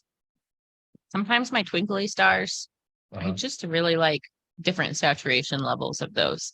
Like I could go through and just do them once, but if I like put a layer in at the end of each session in each area or however I do it, then I can like, I use a lot of, Starbright has this like super ultra off white, almost pastel-y palette that I've used forever. So like when, instead of just having like a skin break halo, I can like build like pink or blue or like real subtle glows around some of the twinkles. And that's way easier to achieve in like 2 or 3 passes of like just a little bit at a time instead of like doing it all at once and making that whole area so angry. I love when you art nerd. You It's the look at me cutest- so It's a good funny. palette of pastels. Start looking at because you just start looking at me like, No, keep going. Best. I don't Keep know. going. I have nothing Yeah, to keep interject. I going. just have to. That's amazing. I don't know what to say. I Yeah, can't. I don't yeah. know about Starbright fucking palette. Just twinkles, just twinkly colors. It's just a I bunch just- of pastels. I just love watching you get into your, and then I add this color, and then I move the palette, and then I do things, and then I look at this. It's just tiny tricks on top of each other I love you. that I stole from somebody else along the way. You mean learned? To be fair, Same difference. that I added to my bag of tricks. Oh. I'm gonna borrow this. I may or may not give it back. Uh-huh. You've got an extra, right? Is that how that Sure. works? You've Yep. got enough of these tricks to go around. I sure do. Is that how it works? It should be. It basically It should is. also be like the more I share mine, like you give them out. Like, I show you mine, you show me yours type of thing. yeah, if I would look, if trick sharing were a thing, That's just what we're hoping. Yep. I'll share my tricks with you. Don't run. I don't want you to fall. take your Be time. careful. Watch that leg. Easy. Look at his swag. Oh, he's so swaggerific. He's got like a lean. You got a little pimp walk to him now. He's so cute. Our little guy. He's just Yeah. growing up in the world. So proud of me. He's gotten a lot of work. Yeah, he's going hard in the paint. You I'm know, excited. my favorite thing is people are like, I want to get into tattoos. And then It's they like don't just- get tattoos. Yeah. So when somebody's like, getting it, Mm-hmm. can we get him a shirt that says just getting it? Or something to commemorate his commitment to being fucking rad. Because it takes some stones to get blasted like that, back to back to back to back to back, just to continue to immerse yourself. I mean, you say that, but you and I have done it, and it is That's my part of the point. lifestyle. It is That's part of the like. That's my point. That is part of the like when you see somebody that has tattoos versus somebody who is like heavily tattooed and really like passionate about their work. And I'm, you know, everybody collects for different reasons, but like when people go hard in the paint like this and they're getting tattooed every few weeks or every month or like every as much as their budget will allow or every much as their travel schedule will allow, that's a really major commitment. Like it's a commitment of time, it's a commitment of money, it's a commitment of like just laying there and surrendering to your artist and the plan. And as like one heavily tattooed person to another, we see each other and we're like, yes, that's my, it's, I don't know. I don't think I even really ever necessarily had that feeling in any church or anything like that, where Right. you could like look at somebody and be like, yes, we've I seen guess- some stuff. I We guess are what I'm spiritual brothers. And without inflating Kyle's ego too much, is he got a notch on his fucking belt with me. He did some good. I'm proud Yeah. of him. see, Like- you're like, welcome to the club, little A bro. little bit. Yeah. He a little bit. Yeah, it's almost like these layers of initiation. Like once somebody's gotten their back Right. tattooed and you see another person with their back tattooed, Right. it's not just like, oh, nice tat, bro. It's like, I see. That's why the nice tat bros fall off. Mm-hmm, That's why they're annoying. mm-hmm. Because other heavy tattooed people don't go, yo, bro, look at my tribal. It ain't the same. Or nice back tat. Let me Right. show you this idea I've had, and they scroll 6 months back in their phone to something they saved off of Google, I saw this on Pinterest in '98. or a picture and they it's- took of somebody at some crazy event And that's all like half sunburnt and smeared. somebody you know's work. Not that the work is bad, just that you recognize it. Yeah. That is my I've had this out. Who do you go to? Is my favorite. Because who I go to might not be relevant to your tattoo. You know what I like? I Sometimes would say, what tattoo do you want? this is gonna sound awful. Sometimes I can't believe I'm saying this out loud. Sometimes I'll be like, let's say I'm waiting in line at a gas station that's in like, let's say a lightly questionable neighborhood. You, And like I have all my leg tatties out, meaning like I'm wearing shorts and like normal clothes. And without fail, it's like I'll get the your old man tat. yeah, Sometimes I'm just like, yep. I've often been your old man tatter. You have. You have. Multiple times. What was it? Was Do you it do me? that? Was it me, you, Corey? Who else was with us? It was Ben and 3 female tattooers. And we were like, what's the likelihood of the 4 of us that he'd be the only one that doesn't tattoo? Ye- Like breaking stereotypes. Woo, woo. Break that wall down, Ben. I'm proud. I'm happy to help. Every man with tattoos is not It's a tatter. tattooer. It is my not least favorite person. And that's why I wanted to do the snails. Because as frequently as I get asked if I do tattoos, I think I could make a decent chunk of money just being like, yep, here you go. That's the tattoo I do. Come get it. It's this amount of money. Why not? I thought about just taking fake deposits for a while. Oh, bro, you tattoo? Yeah, man, get a deposit and we'll get you a book. In 2 years. My name is Benny McShifty. Yeah, you don't wanna be Google.com. cheap unless the money actually went to something cool. It could be in like you could Like the Benny McShifty broke fund. you could Like like a a jet ski. shady if you were like taking it for yourself. But if people were ding dongs and like naive enough to do so, like if the money went What if I into, made like, him sign something- that this is actually a charitable. donation cause? That's what I'm saying, like a charitable like Sign Purpose. this paper, send your donation right over. right on over, bro. And then I could go to like Toys for Tots or something, Yes. or Firefighters for Kids or something like that. Aren't all firefighters for kids? Well, Firefighters for Kids is another Firefighters toy are for- drive. might be Oh, in using the- addition to- I might be using the wrong words, but Okay. it's something along those lines. Firefighters give kids toys too. I thought you were just making up a And- charity. No, Toys for Tots is a different charity. Okay. Sorry, I didn't mean to confuse you with my extensive knowledge of charities. Because that's about the only 2 I can think of. Starvation Army, I was there another I one? was like, what was the one you said earlier? the Bell Ringers, Got me. the Bell Got me. Ringers. Hmm. I was at a store the other day, walking around. I looked at Leah and I was like, I swear to God, I am gonna just go take the bell. Because you could hear it in every corner of the store. Like they were inside, like just Mannheim steamroller going the fuck at it. Like not just this polite little ding ding, ding ding, ding ding. No, obnoxious.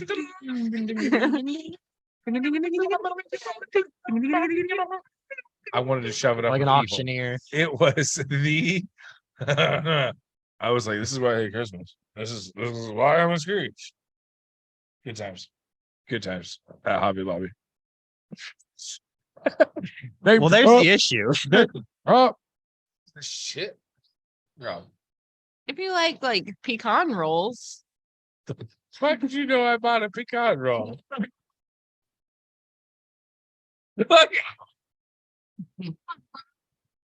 going with this, what I do. I see them. They're always right there at the register, staring me in the face, right underneath the. And you know he got shield. one. So good. Houseware is 50% off. Yep. That happened. Frames 30% off. They're all 50% off right now. BT dubs, some a of the good needed week. frames. Just saying. I know. To be fair, I think Michael's has a better selection of frames if you're gonna get like things actually framed and matted. But I just said 50% off.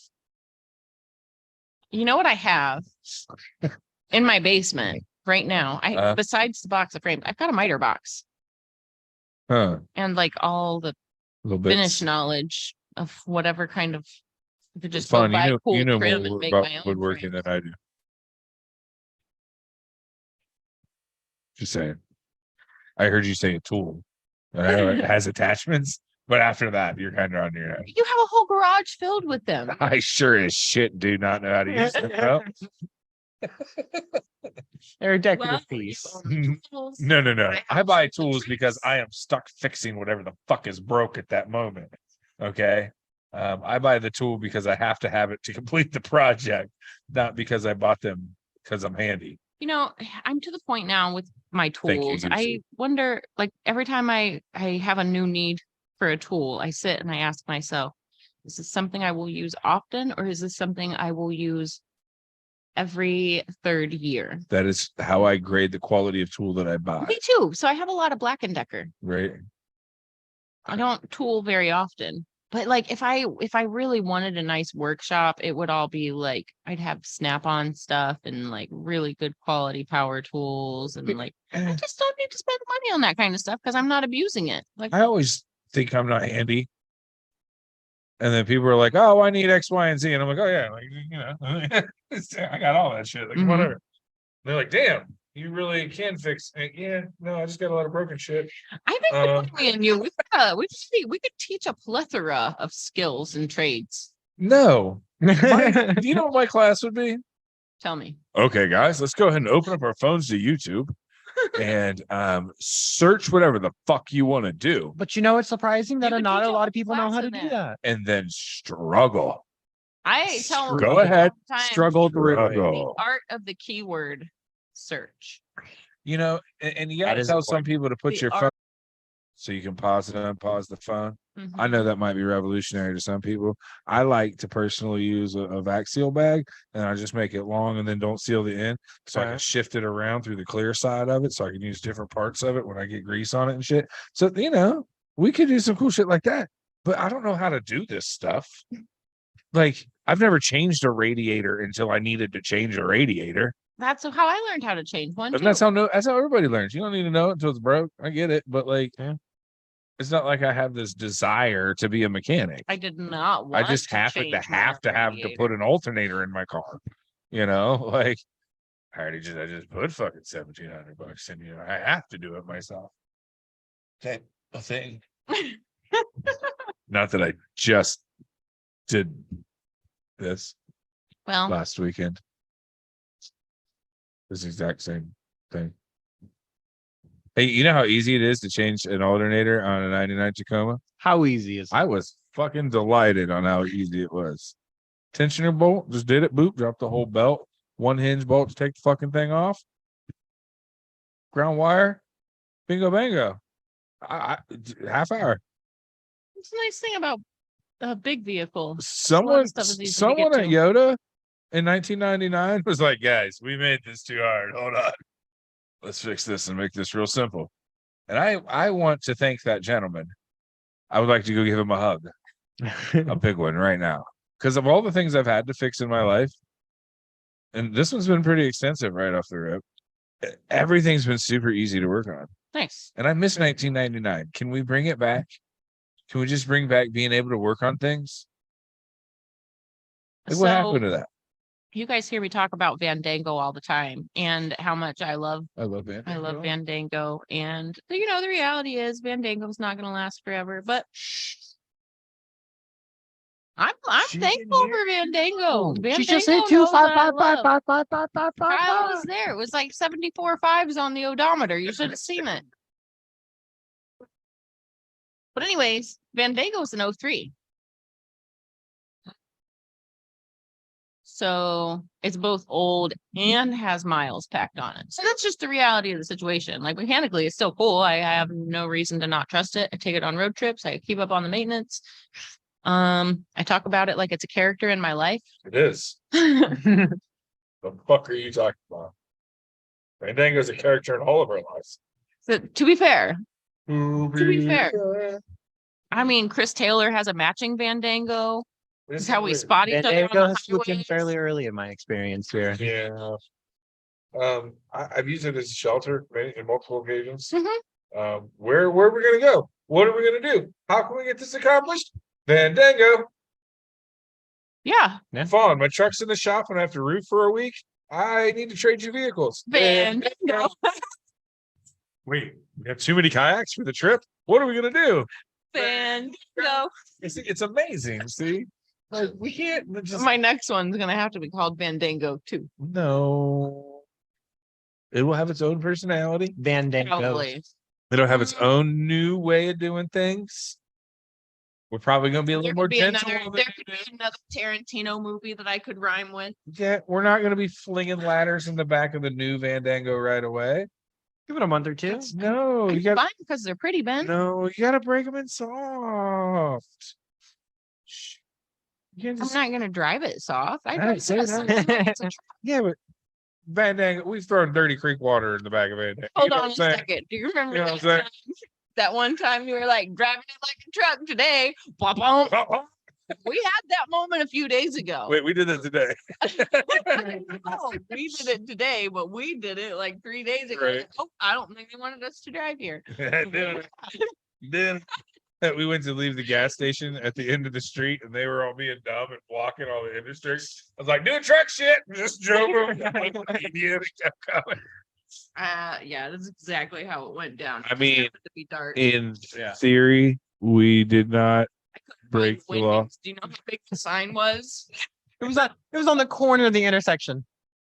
No. You can spot hawks on a fence post 400 yards away. But the Wendy's at 10:30 at night. Possible. You can hit a stranger with a banana peel effortlessly. Effortlessly. But track down a Wendy's. Impossible. Nope. With GPS. Nope. It's funny. It's funny the things you can miss sometimes. Like we've all looked through the glasses that were on our face or the phone that's in our hand or Backpack that's like 25 pounds on our shoulders. using the flashlight on your phone to look for your phone in your car.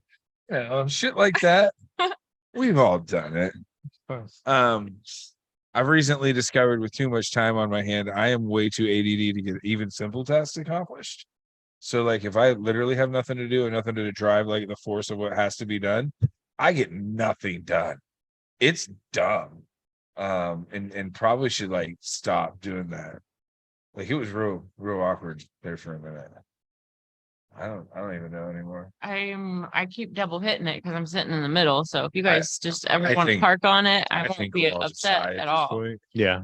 It's just going wherever. Yeah. How you feeling? Do you think the smoke is helping with the recovery? Smoke always helps recovery. Yeah. No, it Should not does. give a shit.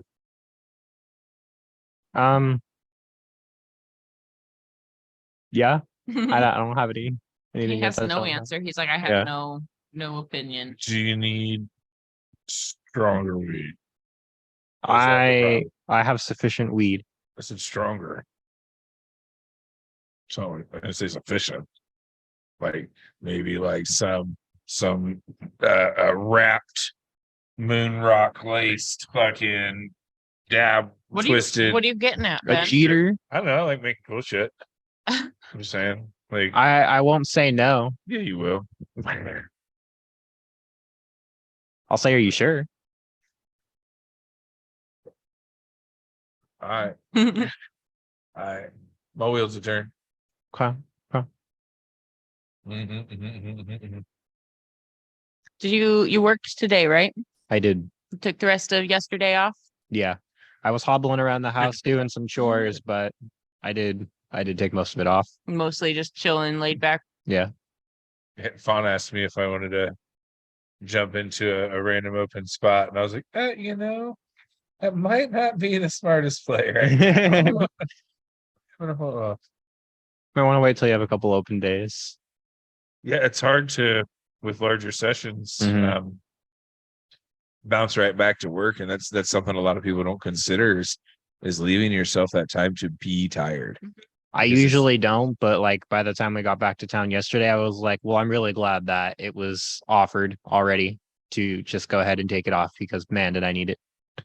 It's the beauty of working in the environment that you do. People are like, oh no, bro, trust.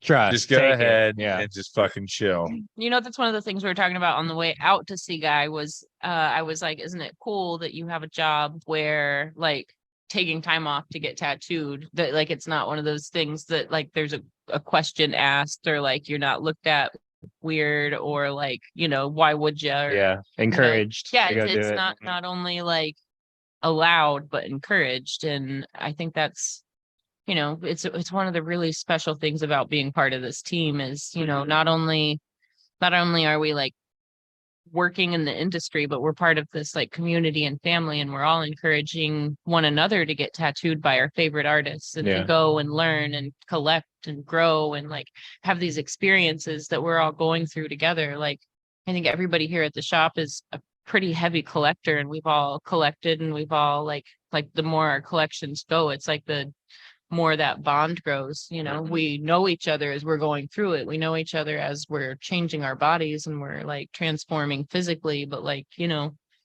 underneath that surface layer, there's this spiritual transformation that we're all experiencing one another go through. And there's all these levels of growth that we get to see. It's pretty like, Yeah. I mean, Crazy. this one was definitely a big one for me too, because it's like just going out, you know, being able to take the trip out there to go see Hyperspace and get tattooed by a Guy. It's like not only is, you know, it's an emotional aspect for just being out there, but it's like for me, this is solidifying my new life and the life that I want to live, and Oh, yeah. like being able to finally get away from the life I didn't want to live. Oh yeah. So it's just kind of like, you know, all in one. Like this is it, you know. Oh yeah. I people always ask if your tattoos have significant meaning, and it's not always that the tattoo means something. It's that it represents a time of your life. Right. And I often look back, oh, when I was getting this tattoo, blah blah blah blah blah was going on. mhm. Hmm. Or oh man, I remember the argument I got in about blah blah blah blah blah blah blah when this happened. Or Right. whatever, happy, sad, indifferent. It often helps remind myself of a timeline. I often, when I want to explain how long I've known someone, they've known me pre-tattoo. Do you know what I mean? Yeah. They knew me when I was getting tattooed. Yep. It's generally a precursor of how long and how well I know someone. So it's a unique mark in time, if you Mhm. will, more than that image has significant Right. meaning to me, other than it's a cool piece of art. It more marks the time, Yeah. what you're going through, what your life was about at that moment. And that's a significance you don't understand until you've got a timeline to look back at. Mhm. Right. It's a cool thing about physical marks. You can like, when you cut a tree down, you see these rings, and these rings are physical marks to show you the experience and growth of that tree. As humans, like we do that as we age, but our tattoos show this whole other layer. And like I keep saying, it's this thing that like, I don't want to say it's like tattooed people and not tattooed people, like we're different, but it's just this thing that I didn't expect. It's this thing that I couldn't have like put into words, or, and it's still hard to like, Well, it's there's still some hard. things you have to experience to understand it. Yeah, And this is Yeah. one of them. Yeah. Sorry. No, You yeah, can't like I walked understand. away after my session, and I was like, okay, like I understand now, like You can't what understand these long until you do sessions really something. are like. Right. Being in that state, being pushed till your body does not let you do it anymore. Willingly. Yeah, People are talking about, oh, well, I was in an accident. You didn't ask for that. You were Right. forced to go through the trauma. To willingly sit and subject yourself to something like that is a Mhm. whole different ballgame. So, like, yep, you can say it that way, Fawn, because there's no other comparison. Yeah. There's nothing else like that. We've voluntarily like submitted ourselves, like we made the conscious decision to collect this piece of art, whatever the motivation is, to collect this body modification, to change ourselves, to transform. We made that decision consciously, where Not only that, how do you describe the bond that happens between the time of physical contact and going through that trauma with your artist friends, people that are around you? There's no words to describe the relationship that develops between the artist Mhm. and a client over that long term. Yeah. Even if it still remains that professional only there's things that you learn about each other in those sessions that can only happen in those moments. yeah, Some of my clients are literally going through the most painful thing they've ever experienced while I'm touching them. Mhm. And not only am I in the room with them and feeling that, my hands are on them. And not only that, I'm causing it. But they want it. It's heavy. yeah. But One of the want things that it. Kyle and I were talking about was this crazy epiphany I had. And I've mentioned it before, but it was just kind of like brief. But on this epiphany I had several months ago, client and I were talking, and just like, as I'm like stream of consciousness words coming out of my mouth, it was like, this is the only pain, this is the only trauma that you actually recover, that heals you. Every other trauma in your life you need to recover from, but tattoo trauma actually heals you and it helps you to grow. It's the only trauma that you physically endure that you walk away from feeling better about yourself, feeling better about this accomplishment. Like all of those things you feel right away. While your body is still beat up and in recovery mode, you mentally feel better. It's because it's done in love. It's done in the name of art. It's done in the name of bettering yourself. It's done in the name of making yourself the way you want yourself to be. Mm-hmm. You got me. Most other trauma is not chosen. Yeah. It's forced. You don't have an option.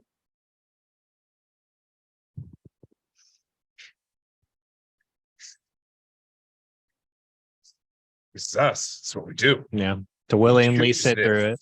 Because of the bond it creates for us and with us and in the community. It is my family. You have to be in the club to fucking understand that. There's no words to describe the connection this makes. And we've lightly touched on it and joked about it before. But this is us. That's what makes this us. Yeah. And it's insane to me to try to explain that to somebody that's like, man, you just hooligans with your fucking skin art. Mm-hmm. It's like, well, you people with those attitudes never understand the love in this. Mm-hmm. And that's what it is. Mm-hmm. It's Like intense. on a real level too, on Tuesday, if Fawn just watched me in one of my darkest moments, just in my head, absolutely breaking down, not able to contain myself. Like not a lot of people see me like that, you know? No one. Yeah. You don't expose yourself to people like that. Yeah. Because we talked about just having the availability to have these conversations as a privilege because it puts us in the frame of mind of appreciation. And we lack on it sometimes. We do. And being in this group, being in this environment, being around these people and having this continual positivity and wanting to help people be who they are, wanting people to feel more comfortable in their own skin, giving people the family, giving people the environment because we choose to. Yeah. Is a fucking privilege. Absolutely. Giving people the safe space for all that stuff to happen. It doesn't exist anywhere else. Mhm. It doesn't. And we should acknowledge it more. I did say we wanted to get back to the roots. Bam. Now we're leaking. Bam. Bam. We're leaking.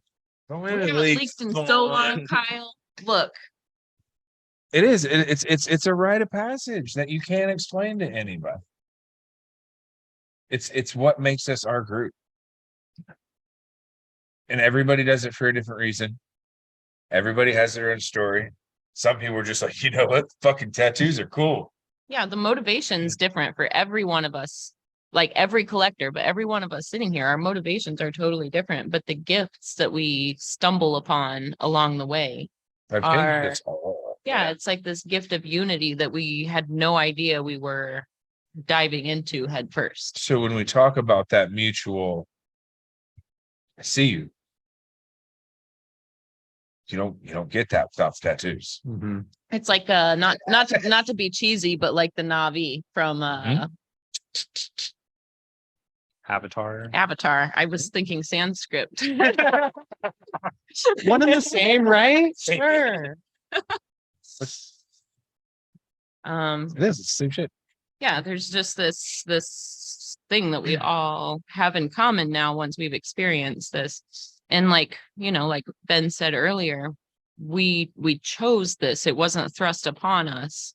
And in choosing that, we got all of these gifts that we never imagined we were going to receive, like the community, the connection. And like by connection, you don't even have to actively be involved with anything. It's literally just like seeing somebody at the store that has comparable work or huge work, or you just make that eye contact and it's like that, It's an instant familiarity. Yeah. If I'm in a store and see another heavily tattooed person and have a question, I am more apt to be like, hey bro, where's the song?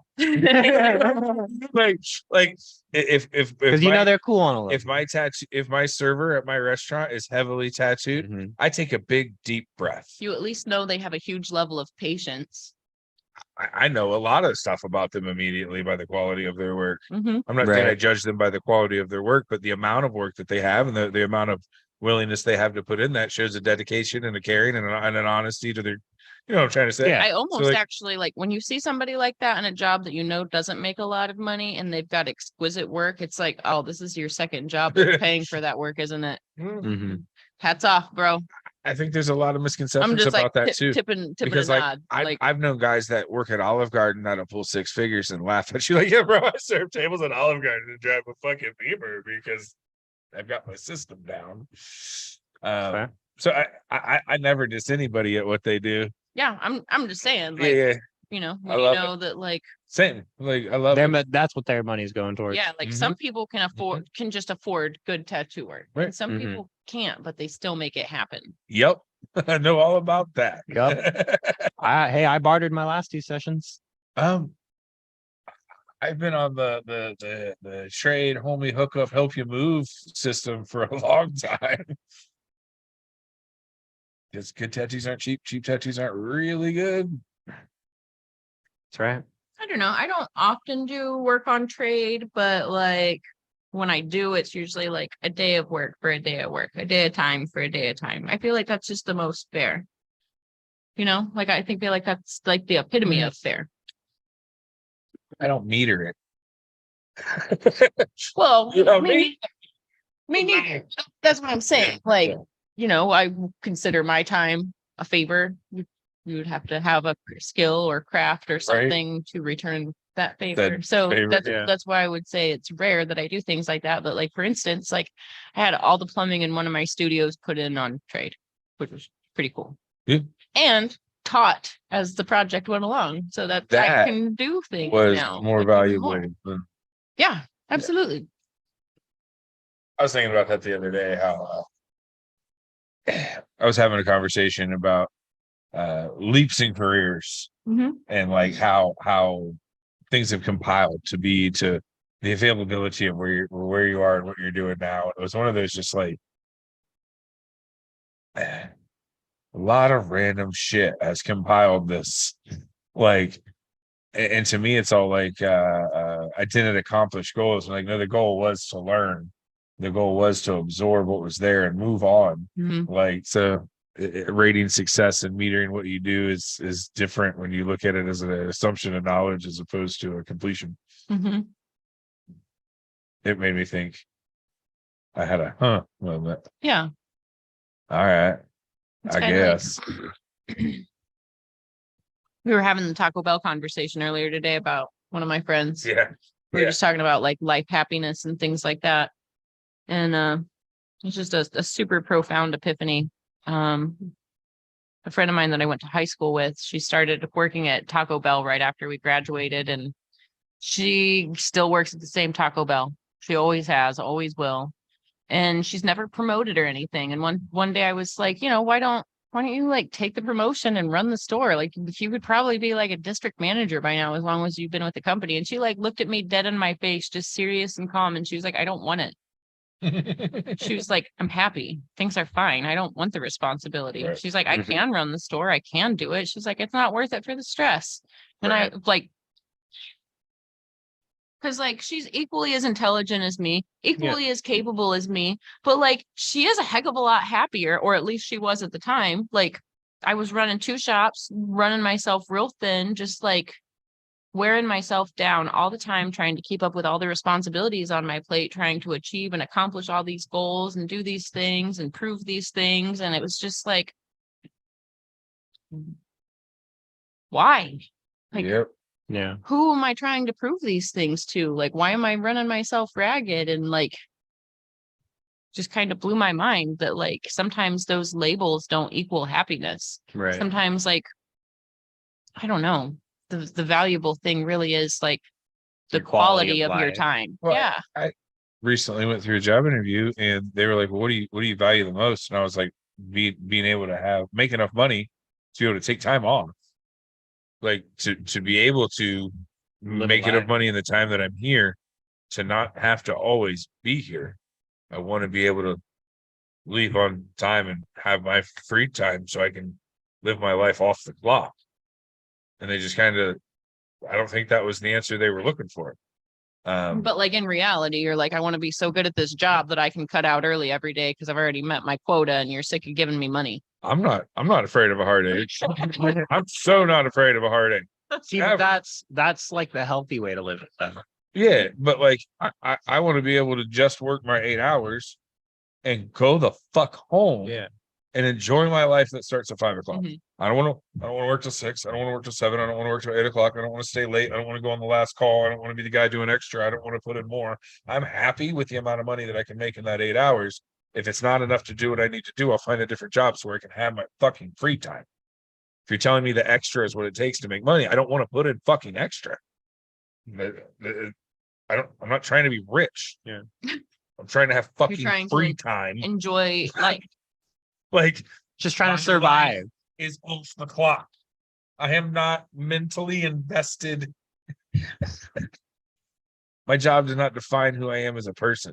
Yeah. And that's hard to tell someone at an interview that what I'm looking forward to is not fucking being here without it sounding like I don't want to work. I'm not lazy. But like if I said 7:30 to 4, fucking meant 7:30 to 4. Like, and that's a hard thing to just be like, no, I want to do just enough to be good at my job, and that's it. Well, you could I'm not looking phrase to it. advance. I don't want to be the manager. I'm not trying to do anything. I want to do this one little slice of the pie. That's fucking it. I don't Just wanna tell be them in you're a these family business. man. I don't want to be in that. Yep. That always works, Kyle. It's a hard concept to tell somebody that's trying to like motivate you to be a better Go-getter. salesman. Like, no, man, if I can't make the amount of money I need to make in this 8 hours, I'll do it at a factory. Walmart's $32 an hour. I 32. was thinking Walmart distribution center. Oh, Like you gotta do warehouse shit. yeah. It's still just warehouse shit. Heavy duty. I was honestly thinking about looking at Costco. They're not bad on the hour to be a meat packer. I can sit there and run a saw all day. Ain't nothing I ain't done.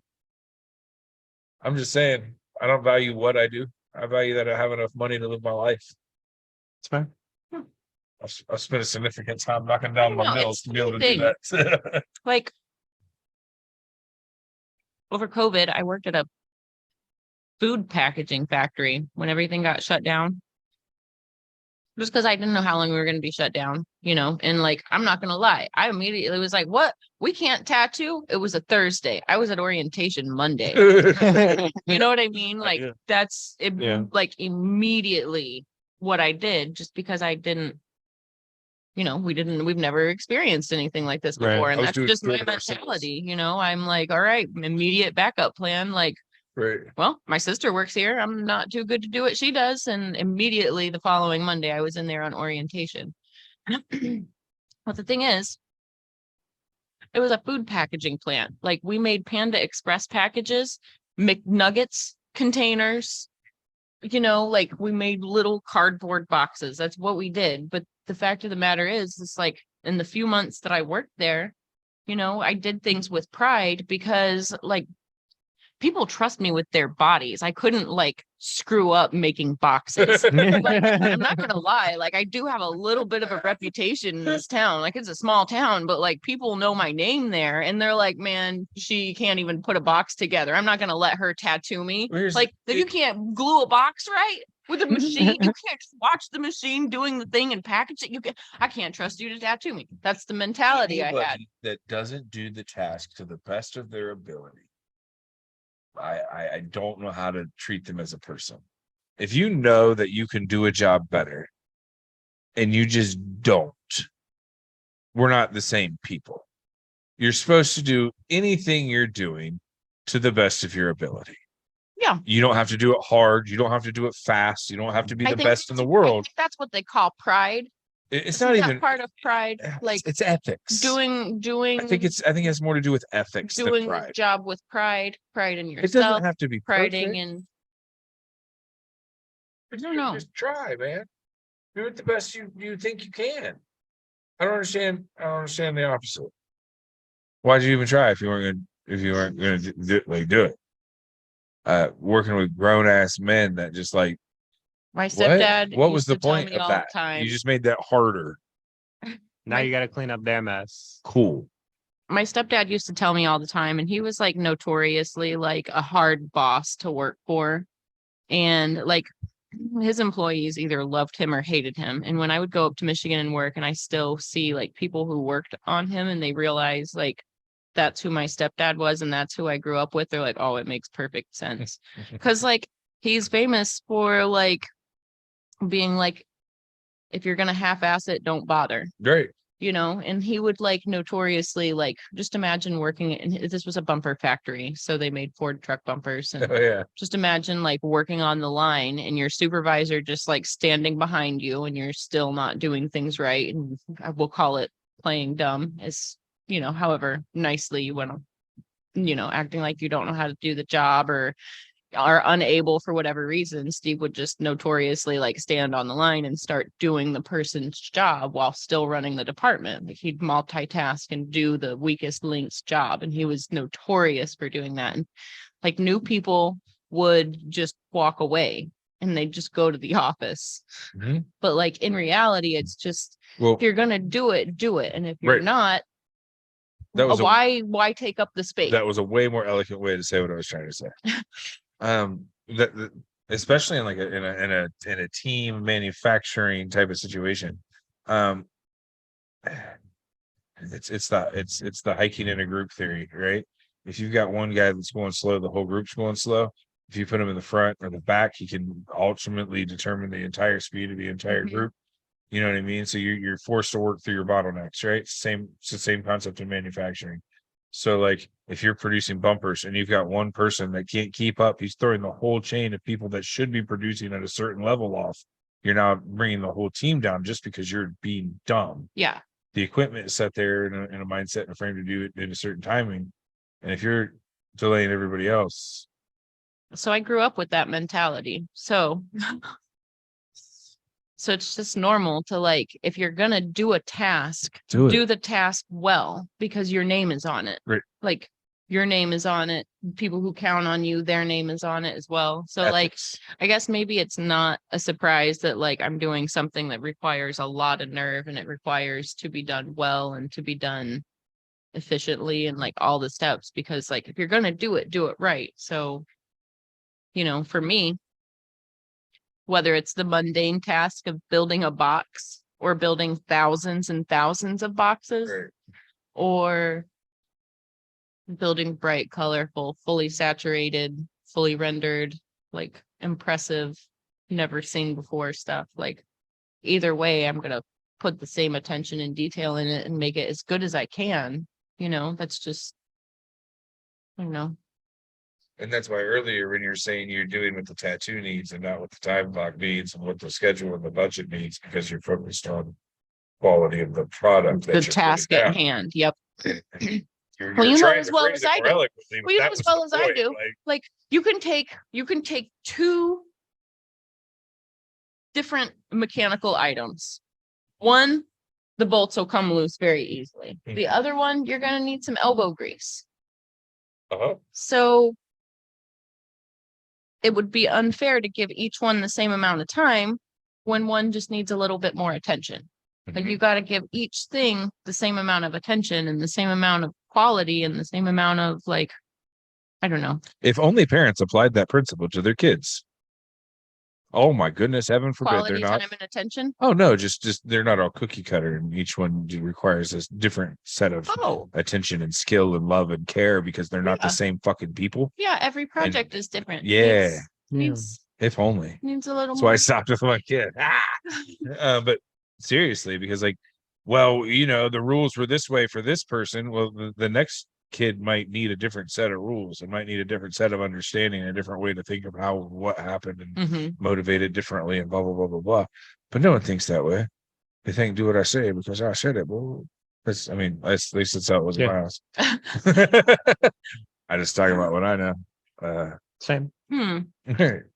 It's not like that. It's the same with any project.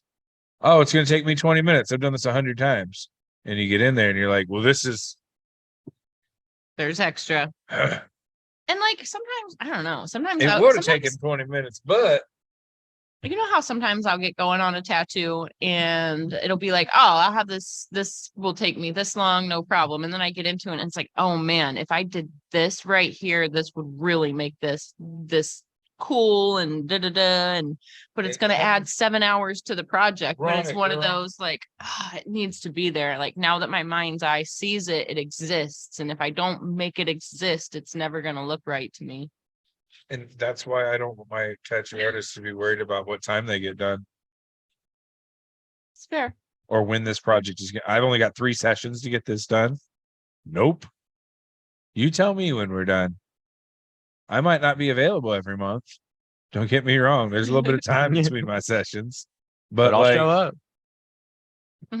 They'll be completed. I promise you. Well, you're so far into this, you understand the process, and there's no like impatience or anything like that. But there are I some have enough clients credentials to show that I'm willing some- to be dedicated to a project. but there's Yes. some collectors who are early enough on that they don't necessarily understand that some projects take hours and hours and sessions and sessions.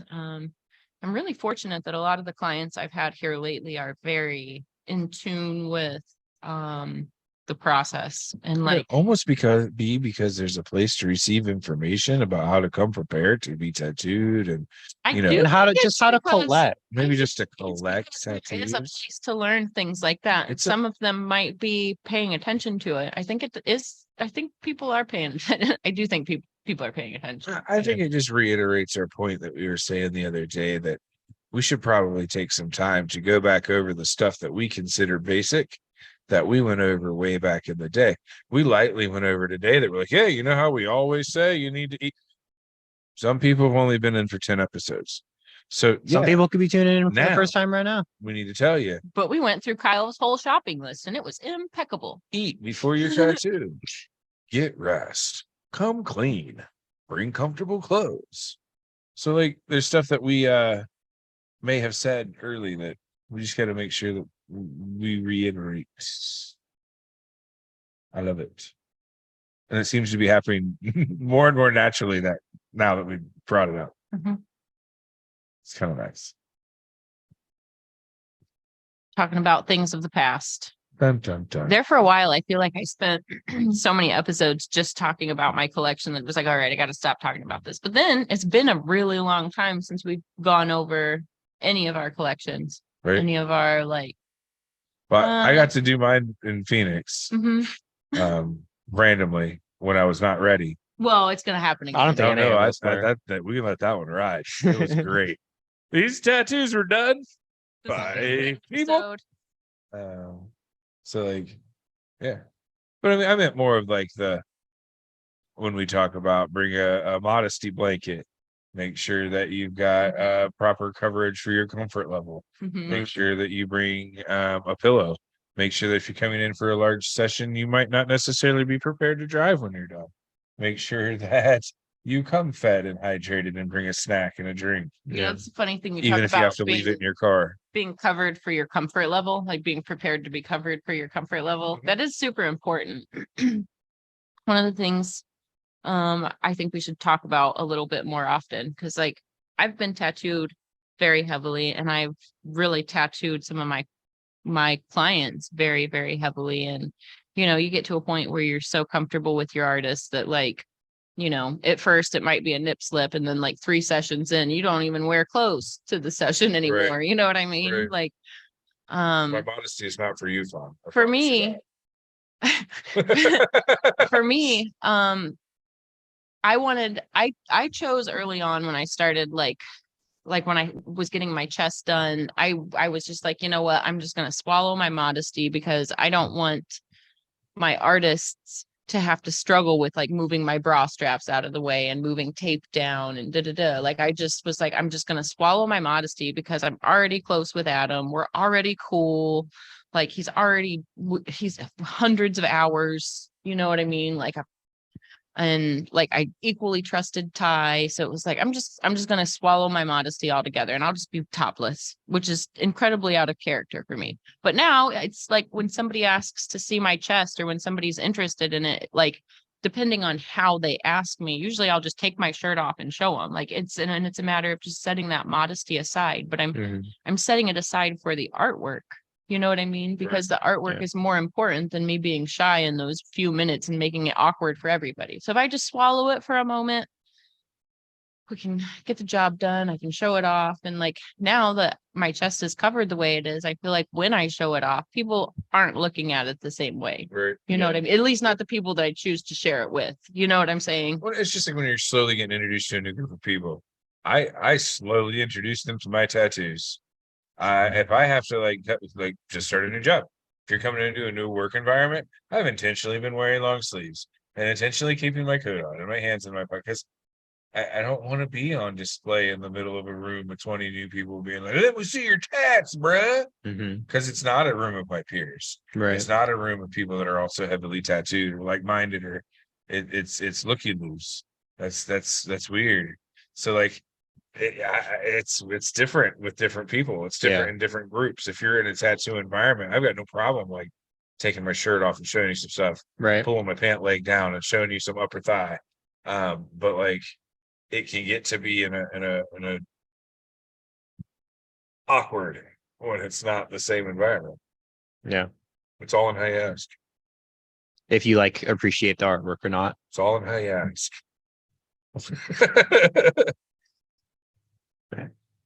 Yep. It's weird to me the liberties that some people will take without permission or assumption that just because I am heavily tattooed, I'm have the time and I'm willing to talk to you about it at every moment of every day. If it's 7 o'clock in the morning, I haven't had coffee yet, and you're bombarding me at like Starbucks. You know, yeah, man. Cool tats. Yeah. Can I go now? What's the Eminem song where he talks about everybody in public fucks with him? It's Uh, kind of like that. You see me in the summer with sweatpants. Yeah. You see me in the summer with sweatpants and long sleeves on. It's probably because I'm annoyed. You know, I'm just thinking about you knocking me off. should we dress like this in the summer? Yeet. You. Probably I just almost wore sweatpants today, um and then I was like, trying to look less homeless. Well, if they're quality sweatpants, it's different. They weren't. they were not. These You they always were notice not. how you got one pair of good sweatpants. No, mine are all I just like have one paint pair. stained and ink stained. Fawn wears a Well. size medium, folks. Large. Fawn wears a size large, folks. Don't buy me sweatpants. I'll buy you sweatpants. You'll love it. Don't buy me sweatpants. We're getting matching jumpsuits, babe. It's going down. Oh my god. 3 of us? Oh, Let's man. get it. Okay, are we gonna wear Christmas onesies? No, Oh. don't buy us matching Puma fucking sweatsuits. I sure will. We've got some episodes coming up while we're talking about future episodes. Can we do fake breakdance crew? Fake breakdance crew. Absolutely. We'll bust it down. What if we do real breakdance crew? Why has it got to be fake? Take us to learn to breakdance. Who said it was going to be good breakdancing?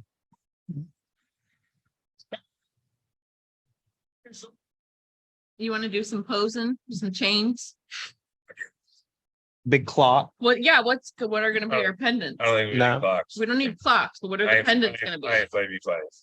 I don't know. Mine would probably have some sort of raw attachment to it. Maybe a grinder and or like I don't know. Maybe You know what we should do? yours should be like a blunt. I was just gonna say we could have Could be like a different tray. parts. Yeah, we could have different parts of the Just a bag. What's your amulet? Well, it's a Mine golden. will be a bag. It is a golden bag. What's in that golden bag? Son, Check it out. fun be like a 1-tooth open grindy. Gonna be a tray. Fire. Ooh, you would be the fucking fire. Bring the flame. Okay. Been on fire ever since they made the light. Ouch. Kyle got to hear my crazy taste in music on the way over here, and he was like, "Can we listen to like classic rock?" I was like, "Yep." Excuse me, can we alternate good- to good a ground. comfortable medium, please? This is very offending to my ears. Emo section, he was fine. You should have heard this kid belting it out. Kyle's got pipes. Don't let him fool you guys. He sits down there in the Kyle hole and lets me and Ben sing up here by ourselves all the time. He could be up here and we could have a 3-part harmony. It takes the right song. And a lot of my song repertoire is not what you listen to. Well, we're gonna have to work on that. We're Saying- finding common Ben's got ground. fantastic I've been- taste in music. I've been trying to get you to watch fucking Point Break for fucking 6 months now, Kyle. Has that happened? Not yet. Then you don't get welcomed into my music collection yet.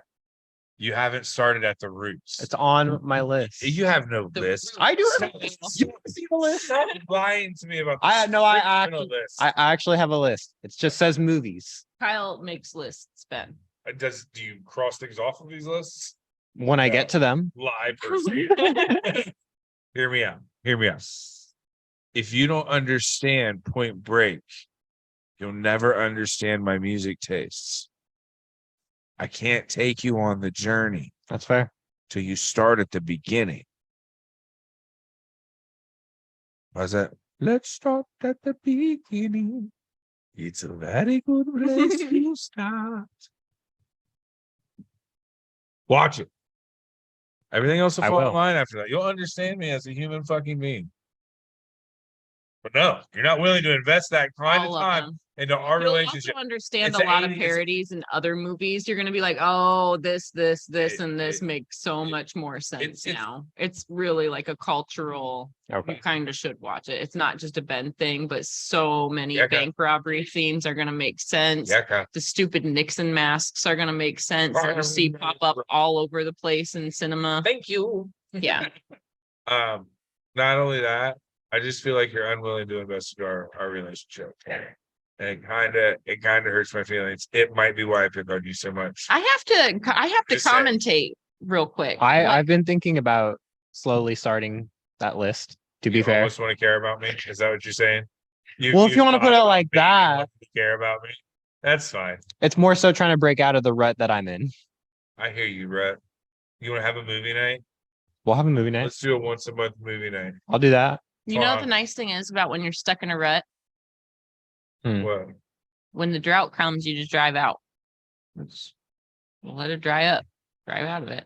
You're never stuck in the rut forever. Just drive That's out. true. Give it time. Be patient. Call me. I got a winch, bro. We get through shit. Or call this guy. I'm just saying, like that's half of it too. Mhm. And no matter what rut you're in, there's somebody that has the winch to pull you the fuck out of it. It's the willingness to reach out and ask for the fucking help. Right. Are you It getting is. heavy again, Ben? No, I'm We not. already leaked. I'm not. That was heavy. That was heavy. I mean it. Sorry, I meant it. But you know what I mean. Yeah. But This you're is- not wrong. This is That was true. touching. You have to ask for help to get it. There's a lot of stigmas about being tough, and that's all Yeah. fucking bullshit. If you need some, call That's one of the things I'm working on. me too. But that's what forges better relationships as well. So when you call that person, you're like, hey man, like let's smoke. Man, where you at? What are you doing? You know what I mean? Like, and that gives you that opportunity to open it up for somebody else too. Now, when they have that let's smoke moment, Right. they've got somebody else they know they can call. So it builds two-way paths. It allows other people to have that same release that you're looking for. Yeah. And if more people had that, Fawn, come to my house. I'm already lighting. Get here. Friend, Mm-hmm. it opens up more pathways to people talking about not being okay. Yeah. On whatever fucking level that is. Do it. You just about smoked that blunt out of existence. It's fine. Fine. Oh, look what I found. Another one. Did I forget to pass this? I'm sorry. guys. No, I was Did I start sitting there- microphone in it? No, I was preparing. I'm just admiring the fact that you've almost smoked it out of existence. I mean, we're getting It's there. delightful. It's been a while. Look It's- at that little pipsqueak. It's running strong. Like, He gone. here you go. He gone. Here you go. Making it work. Like the blunt gods have been with me today, and I think unless like sound crashed an hour ago and we didn't notice, I feel like We're doing good. the technology demons are just like chilling tonight. Mm-hmm. They're just Yo. chilling. Rule fucking one. Don't talk I'm about just- Fight I'm Club. just doing What are you gratitude out doing? there. All the lights go out now. I'm just doing gratitude out there. Like the technology demons got us last week. This week they're chill. They're like Sour Patch Kids. Very bad. Yeah, it's kinda They nice. said these two went on a road trip and had an experience. We'll go easy this time. Road tripping. Well, we did have some technology demons road tripping. We were trying That's to fair. do the tattoo weekly, and my phone like Did it glitched out. actually work? The sound was real crazy. Jordan, do you want to come make an appearance for a minute? You can come say hello. We've been talking about Kyle's experience with Guy on Tuesday. Uh-huh. Jordan just said he was coming. I didn't just randomly make. I mean, you know what you do? Just do make those noises though. Huh? What? What? Hello. Hello, friends. What up? Oh, what's new in J-Doggy's life? Bam. Do like this. This is nice. Yeah. Hey guys. He knew where to jump right, get in rotation. Yep. Did you hit this yet? I don't care if I Okay. just smoked one out of existence. That's fair. Great. I just paused my tattoo at the perfect time. Perfect. At the perfect time. So He said, it's been a little while. Yes, yes. What are you working on tonight? got like this really weird here. I don't know what's going to. Have you ever heard of the old comic books? Smoke. Heavy metal. Yeah. Like those old heavy metal ones. Mhm. That so I took a bunch of different art out of those. He liked the art style from a couple different artists, or one in particular from that series. Love it. So took that and turned that into like crazy, like illustrative bio tattoo. Oh yeah. So it's Nice. like all line work and shading and stuff, and just like really weird, like mechanical structure, robot-y without being robot-y, but also really robot-y. I don't know. You'll have to That send me is a the picture. best description I have ever. Robot, but not robot-y, but robot-y. I hope to see the finished product, sir. It's been a fun one for sure. I'm having a lot of fun up there. Nice. I How's your back? remember early 2000s that My that- back hurts. that comic book style How's your was belly? super popular. Belly's good. Of You want to show it off again? course. I want to see your belly. Of course. Woo! I need that for a snack. Did you see Mhm. Kyle's leg yet? Yeah, I'm so excited. You for guys are Kyle. like glowy mech brothers now. Right. Always. Kyle's gonna have all sorts of glowing on him too. He's gonna have his side glowy. He's gonna have the leg glowy. After watching the magic that happened on Lauren's session in that second pass, I'm excited to see it on mine. Dude, that looks really good. Your torso is fucking coming together. Thanks, Mhm. man. Like it's super cohesive now. Like it's nice. Thank you. It's real nice. He is murdering it. It's Here, the you most wanna have a sit? I'm gonna refill my coffee. Hey, fun. most painful The extra, give me like a $50. But never mind. I don't need it. most painful thing I've ever gone through. The ribs really were the worst. Yeah. Ribs were definitely the worst. I mean, in one moment, no, but just like the consecutive days, they do hurt. And like the second day, like we did this side, Mhm. all of this side the first day, right? And we made it up to about right here. So we had this left to do first of the second, and then by the end of the day, I was fucking done. I was absolutely like at my peak of what I could take on this side, pretty much. And then first 2 hours were up here. Or the second day. So still on that side, we had to finish that up and then move to this side. So it was so great when we stopped that and moved to the next. Right. Did it change how you tattooed someone's ribs? I think this changed how I tattoo everybody. At least I still probably got another month of empathy left.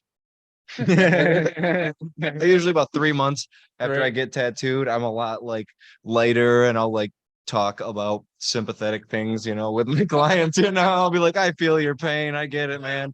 And then Yeah. it slowly drifts back to, straight like, guy mode. He rips a 3-foot line. it It's was- like telling about how much he cares about him.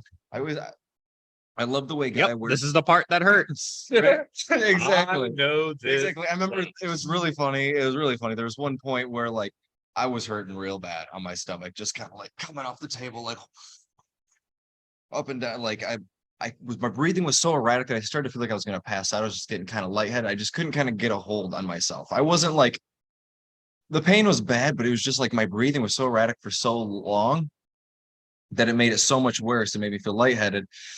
But there was another part of me that I was just starting to get weak and I just wanted that break from Guy. But also I kind of felt like I was going to pass out. So I was just like, Guy, I think I'm going to pass out. I think I'm going to pass out. And Guy's reaction was, and I'm there, I'm Guy, I want to pass out. I don't say it again, but like doing this, imagine I'm saying all that. And he just does.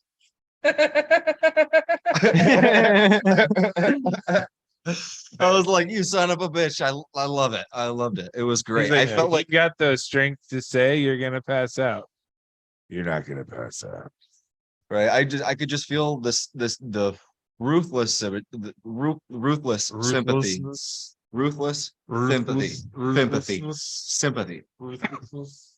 Where it's just like, this is the best thing to do is just to actually do it, It's just because if we stop, it's just going to prolong it. If I just keep working through it, then we can get the Bactine in, then we can, the Bactine will work. It'll be one step closer. We were talking about like how efficiency is the empathy.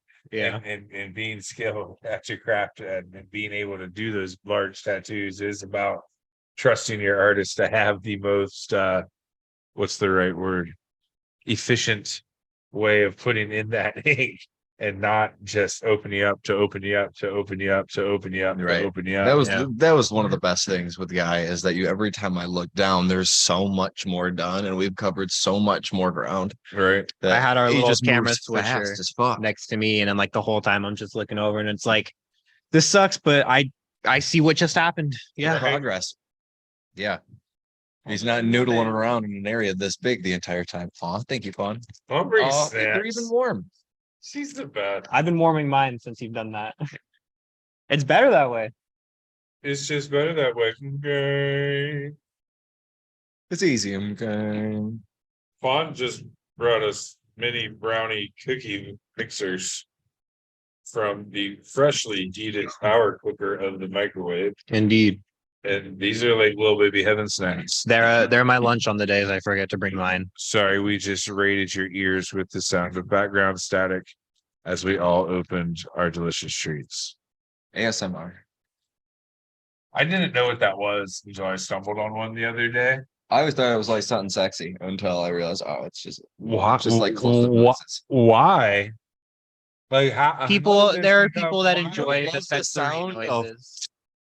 No, mouth noises are my least favorite thing in the entire goddamn world. If I can hear you eat, I generally want to help you close your mouth with my fist at a high rate of speed. So like at a high rate of speed, you did it so slow. Generally, my fist is closed. It irks my soul if I can hear you consume food. Like as I'm about to eat this brownie in front of a microphone. Like Ben, we can all hear you eat food. I don't know, man. It's I don't know if that's it's just fair. ingrained in me. A little that's disrespect, I would say. It is. You ever been at a really nice restaurant and so there's not like a lot of music on, it's a little bit softer in ambience, and you can hear Becky at the table next to you eating her Caesar salad at volume. You know what I mean? And you just are like, I think I can get my butter knife in between her eyes from here. If I just line the right angle. Becky, stand up.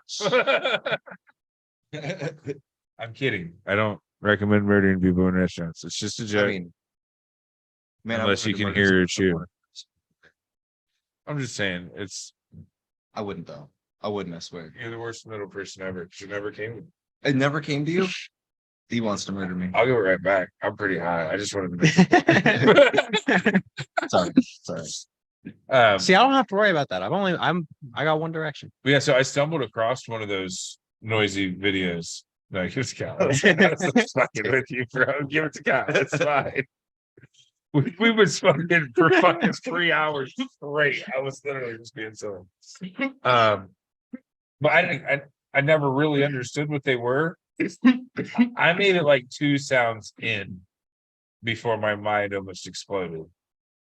And it's just not for you. I don't who wakes up like that's my shit. Some people do. Do not know.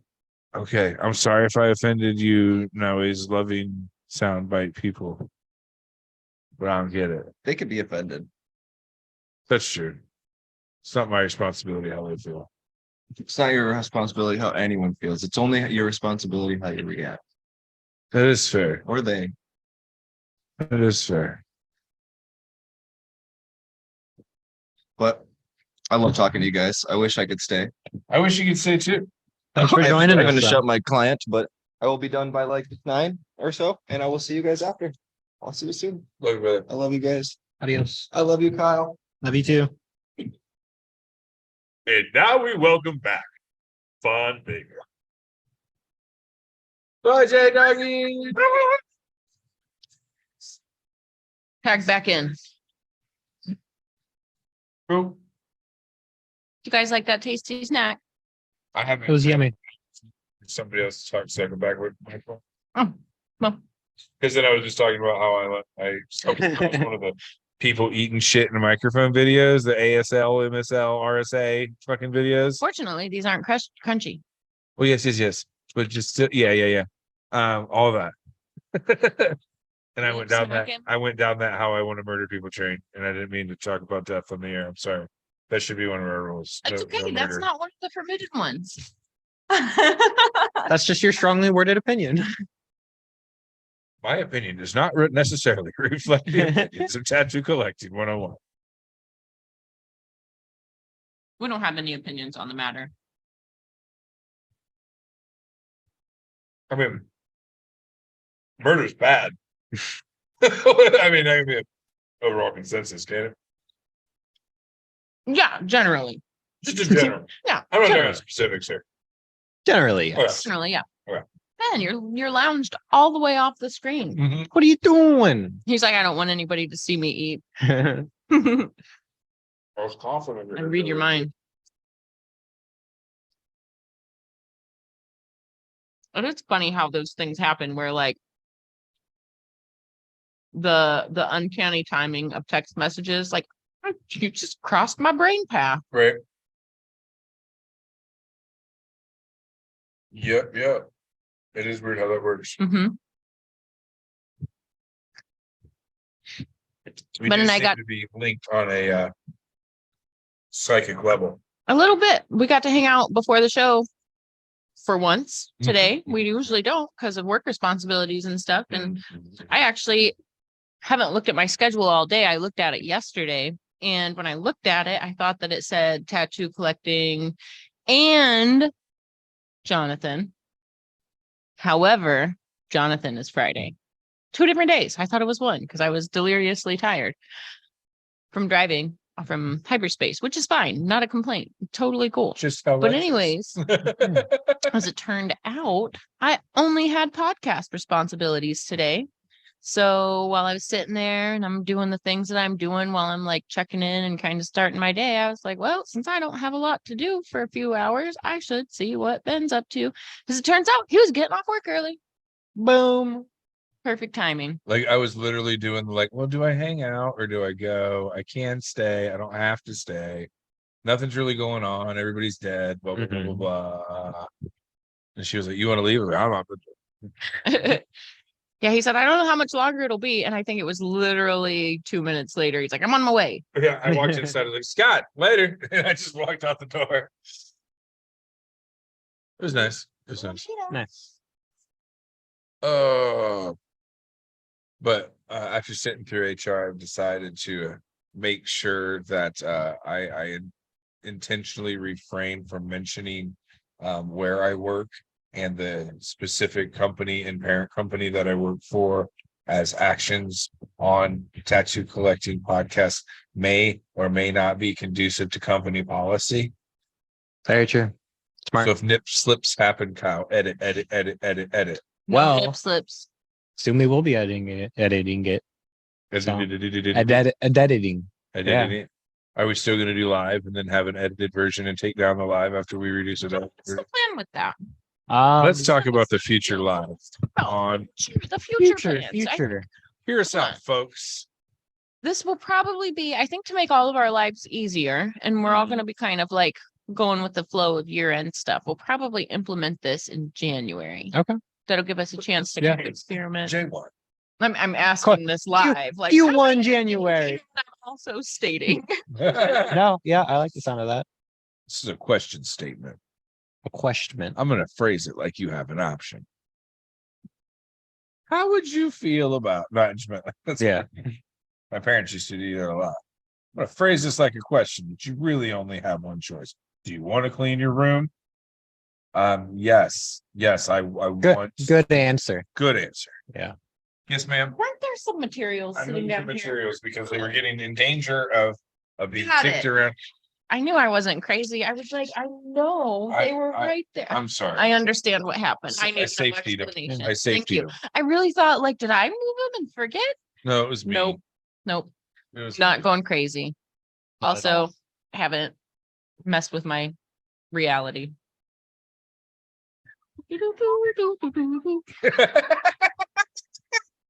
See what I mean?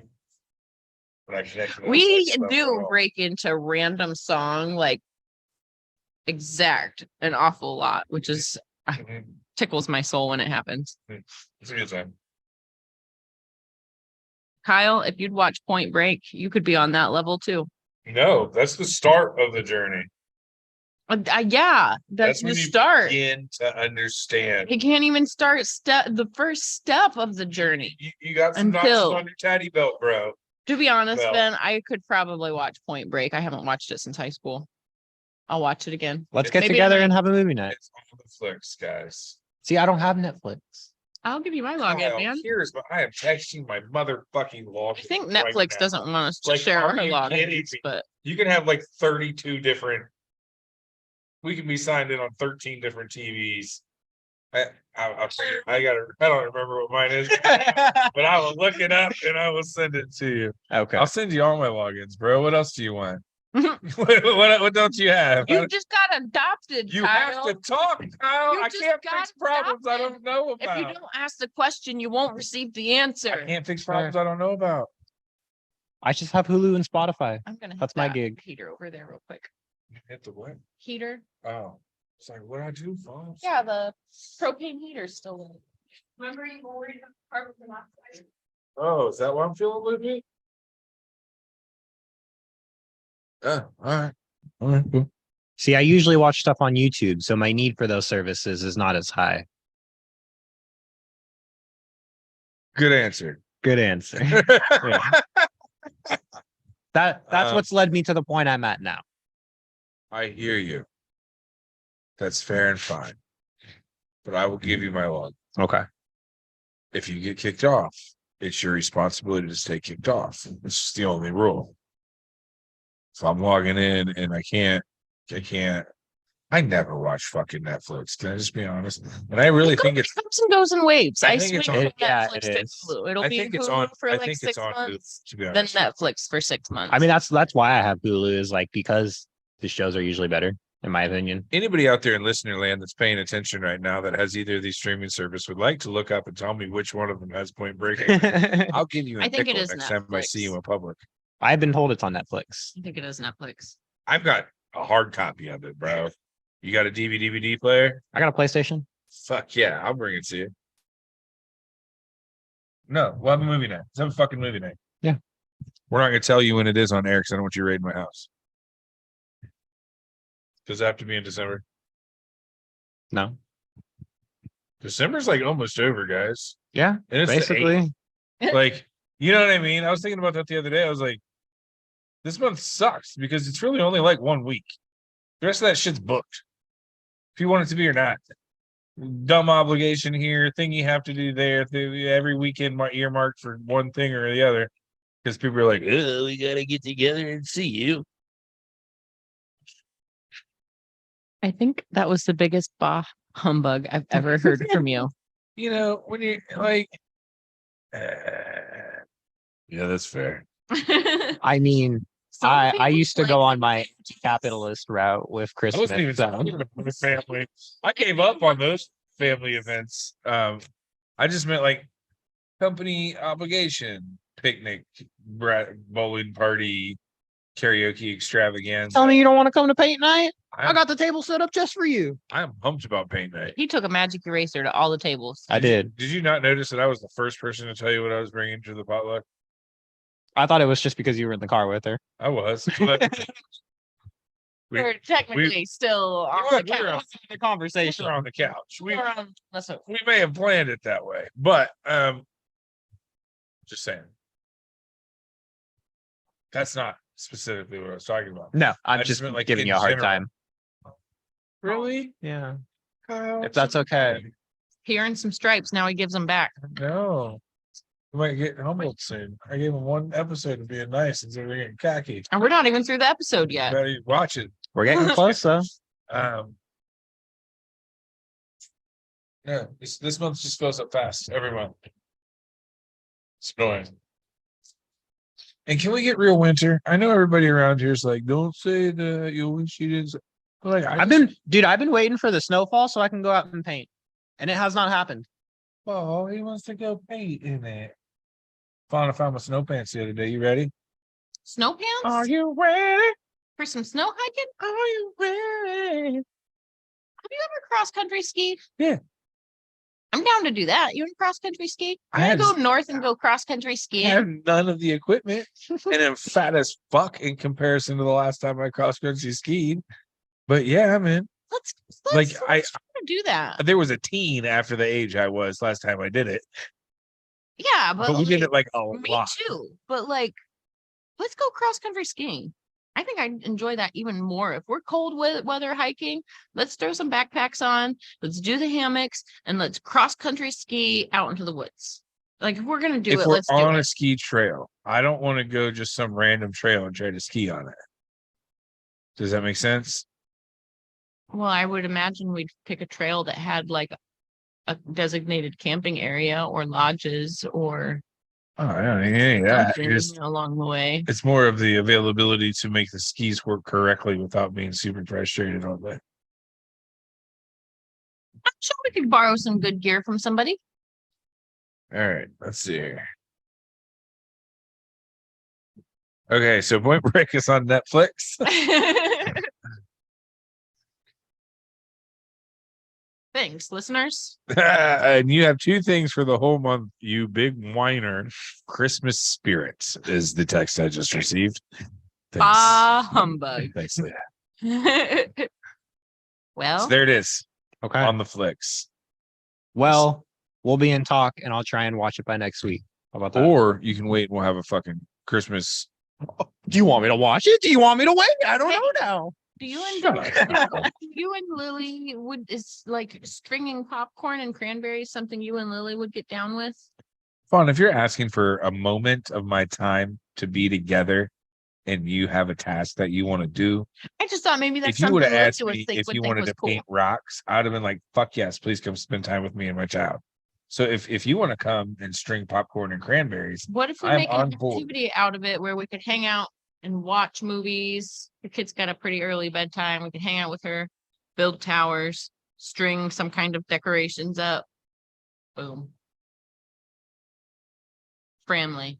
how do I say no to that? Time and a date. Any Saturday or Sunday, We can except hip for Kyle this to some- Saturday. We can hip Kyle to some children's movie he's never seen that he needs to see to catch up with us. We'll decide later. And then Point Break Hmm. after bedtime. Because there's cussing and violence too much for Lily, right? You know what the beautiful part about my little baby is? She tunes it out. No, she got her own little room with the TV. We put her movie on. She goes plays up there, and I watch whatever the fuck I want Oh, that's fair. if we're in the movie mode. Yeah. But most of the time, if she's up, she's the center of the world.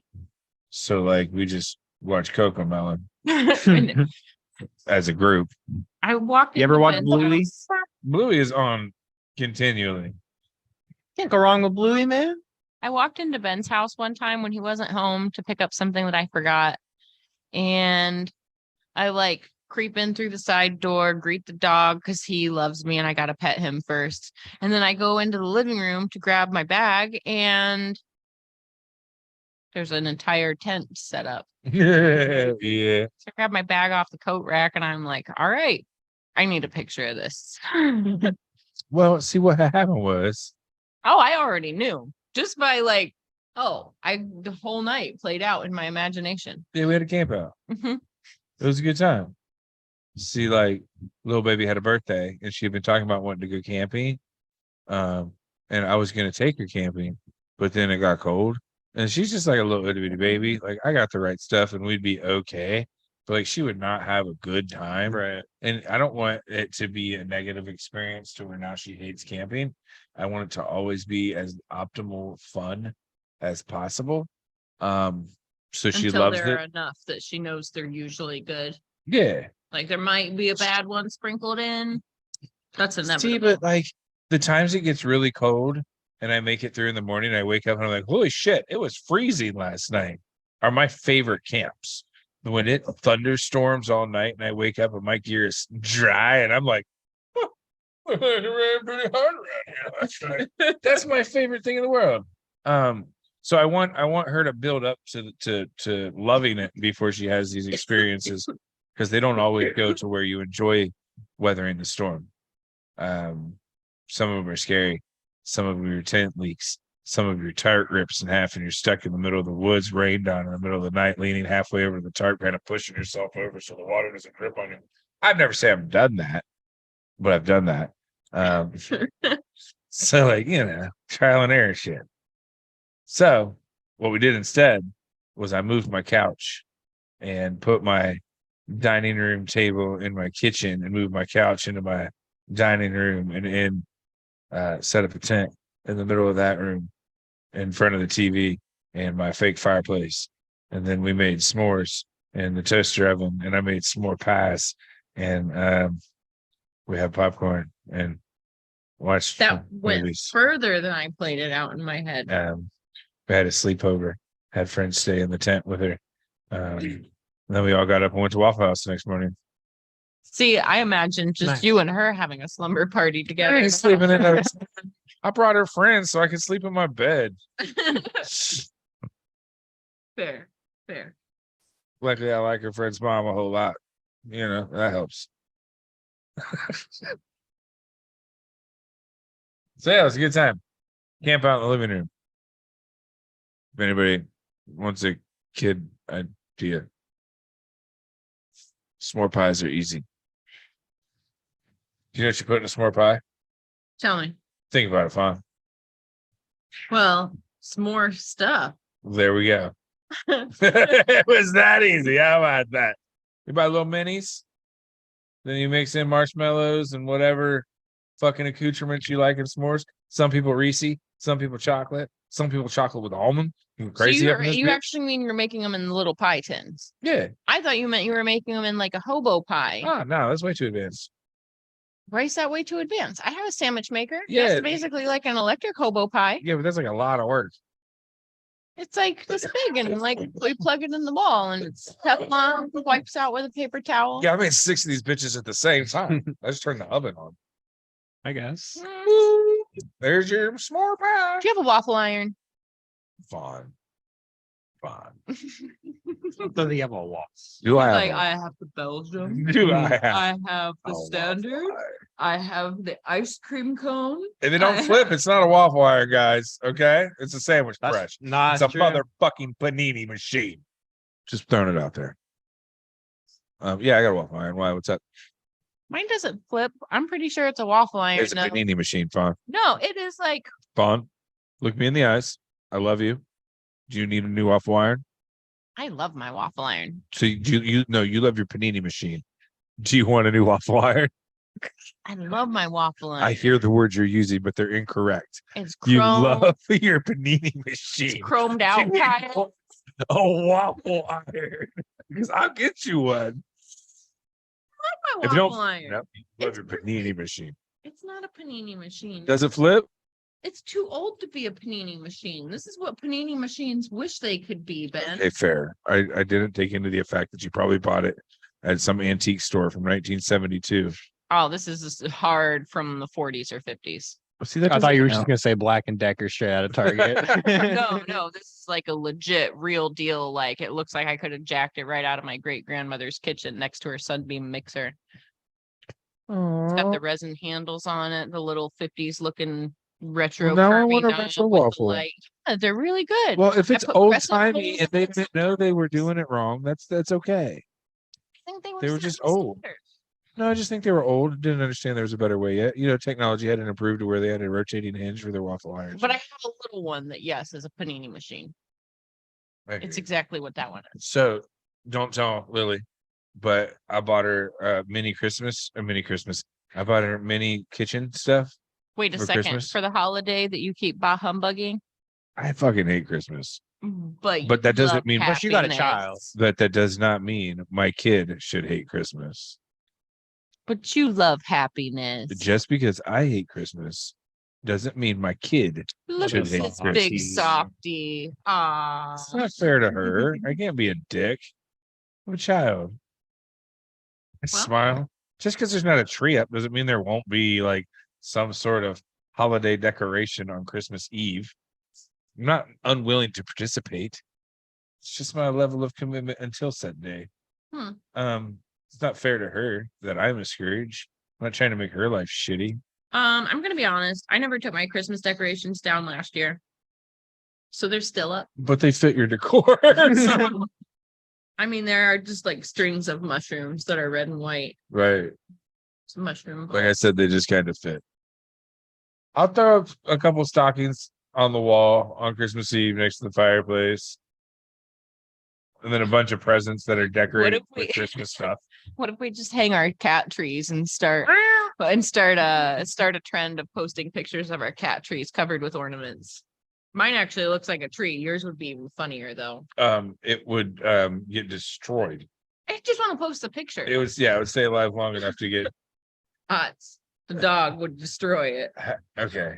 I am pretty bah humbug, but I did one year get a custom Otsley ugly sweater, and it's him with gold framed like horn rimmed glasses on. Do you still own this? Oh yeah. Please tell me you're gonna wear it Saturday. I generally wear my alpaca bowl ugly sweater to the holiday Christmas party, Maybe layers. but it's two sweaters, Spawn. Outfit change in the middle. Maybe if somebody else would like to rep the alpaca bowl ugly sweater, because it's kind of been standard, but we'll see what we can do.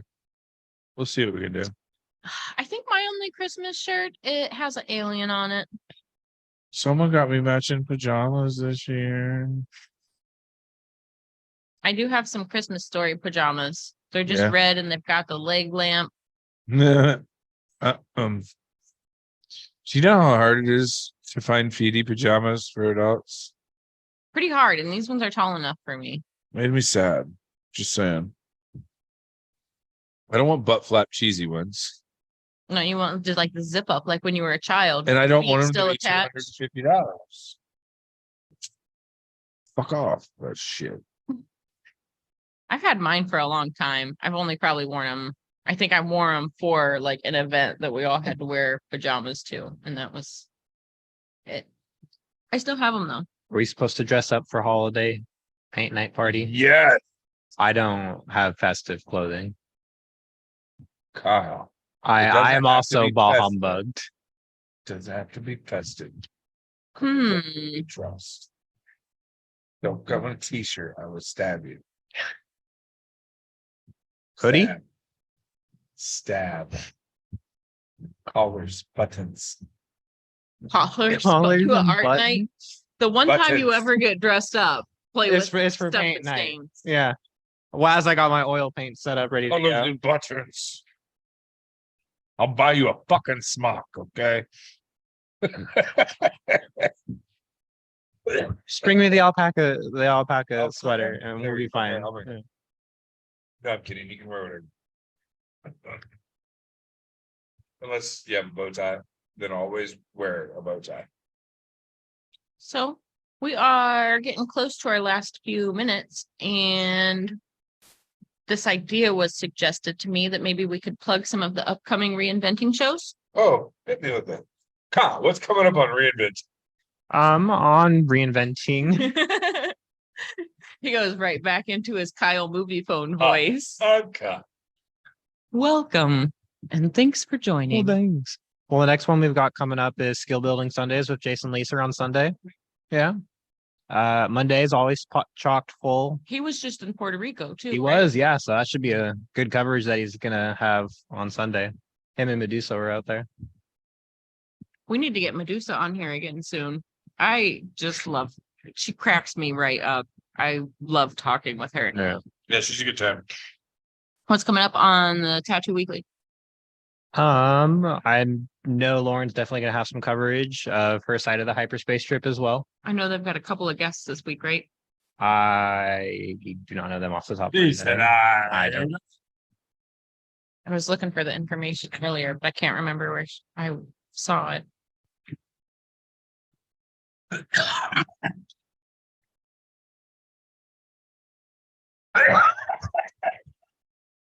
Okay, that one got my soul. It got your soul, Ben. Soul.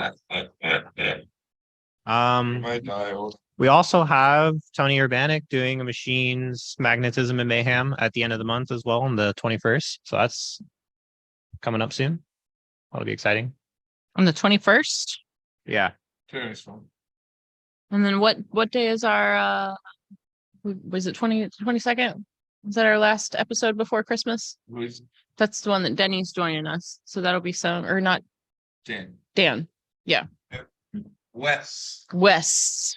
I think that's 22nd. 17. Was it the 17th? Whichever one, the last, the point I 17th was is a getting at Saturday. was the Oh. week before Christmas is going to be a great week Okay. to tune into all the shows. Next week we'll have Derb as well, Fuck yeah. doing Tattoo IQ, whatever he was And gonna that's call it. actually going to be a super interactive Yeah, episode. So like, he's gonna give away prizes as well for people that know their tattoo trivia and history. Yeah. So, That'll be cool. yeah. Yep. Where we aren't usually the most interactive with the live, he'll actually be giving out prizes. He'll be Yeah. asking questions. That's kind of one of the things that I'd love to do. Kyle and I were kicking around some ideas to where like, maybe we'll ask trivia questions and the first 3 people that email with the right answer will get some kind of something. But like, for people that have been following us all along. Sure. Yeah. Okay, can we make merchandise as prizes? Yeah. Yeah. Sorry, that was Yeah. fast talk words. I was catching what you were throwing down for sure. Spiff is incentive. Juice chop, time to bed. At the top of your class. Where's this going? I don't know. It's kind of- A direction. Yeah, I think it would be really cool. Like, for instance, one of the example questions could be like, what is Jordan's dog's name? Ooh, The I first person that answers gets a coffee mug. You get a used, dirty, old coffee mug.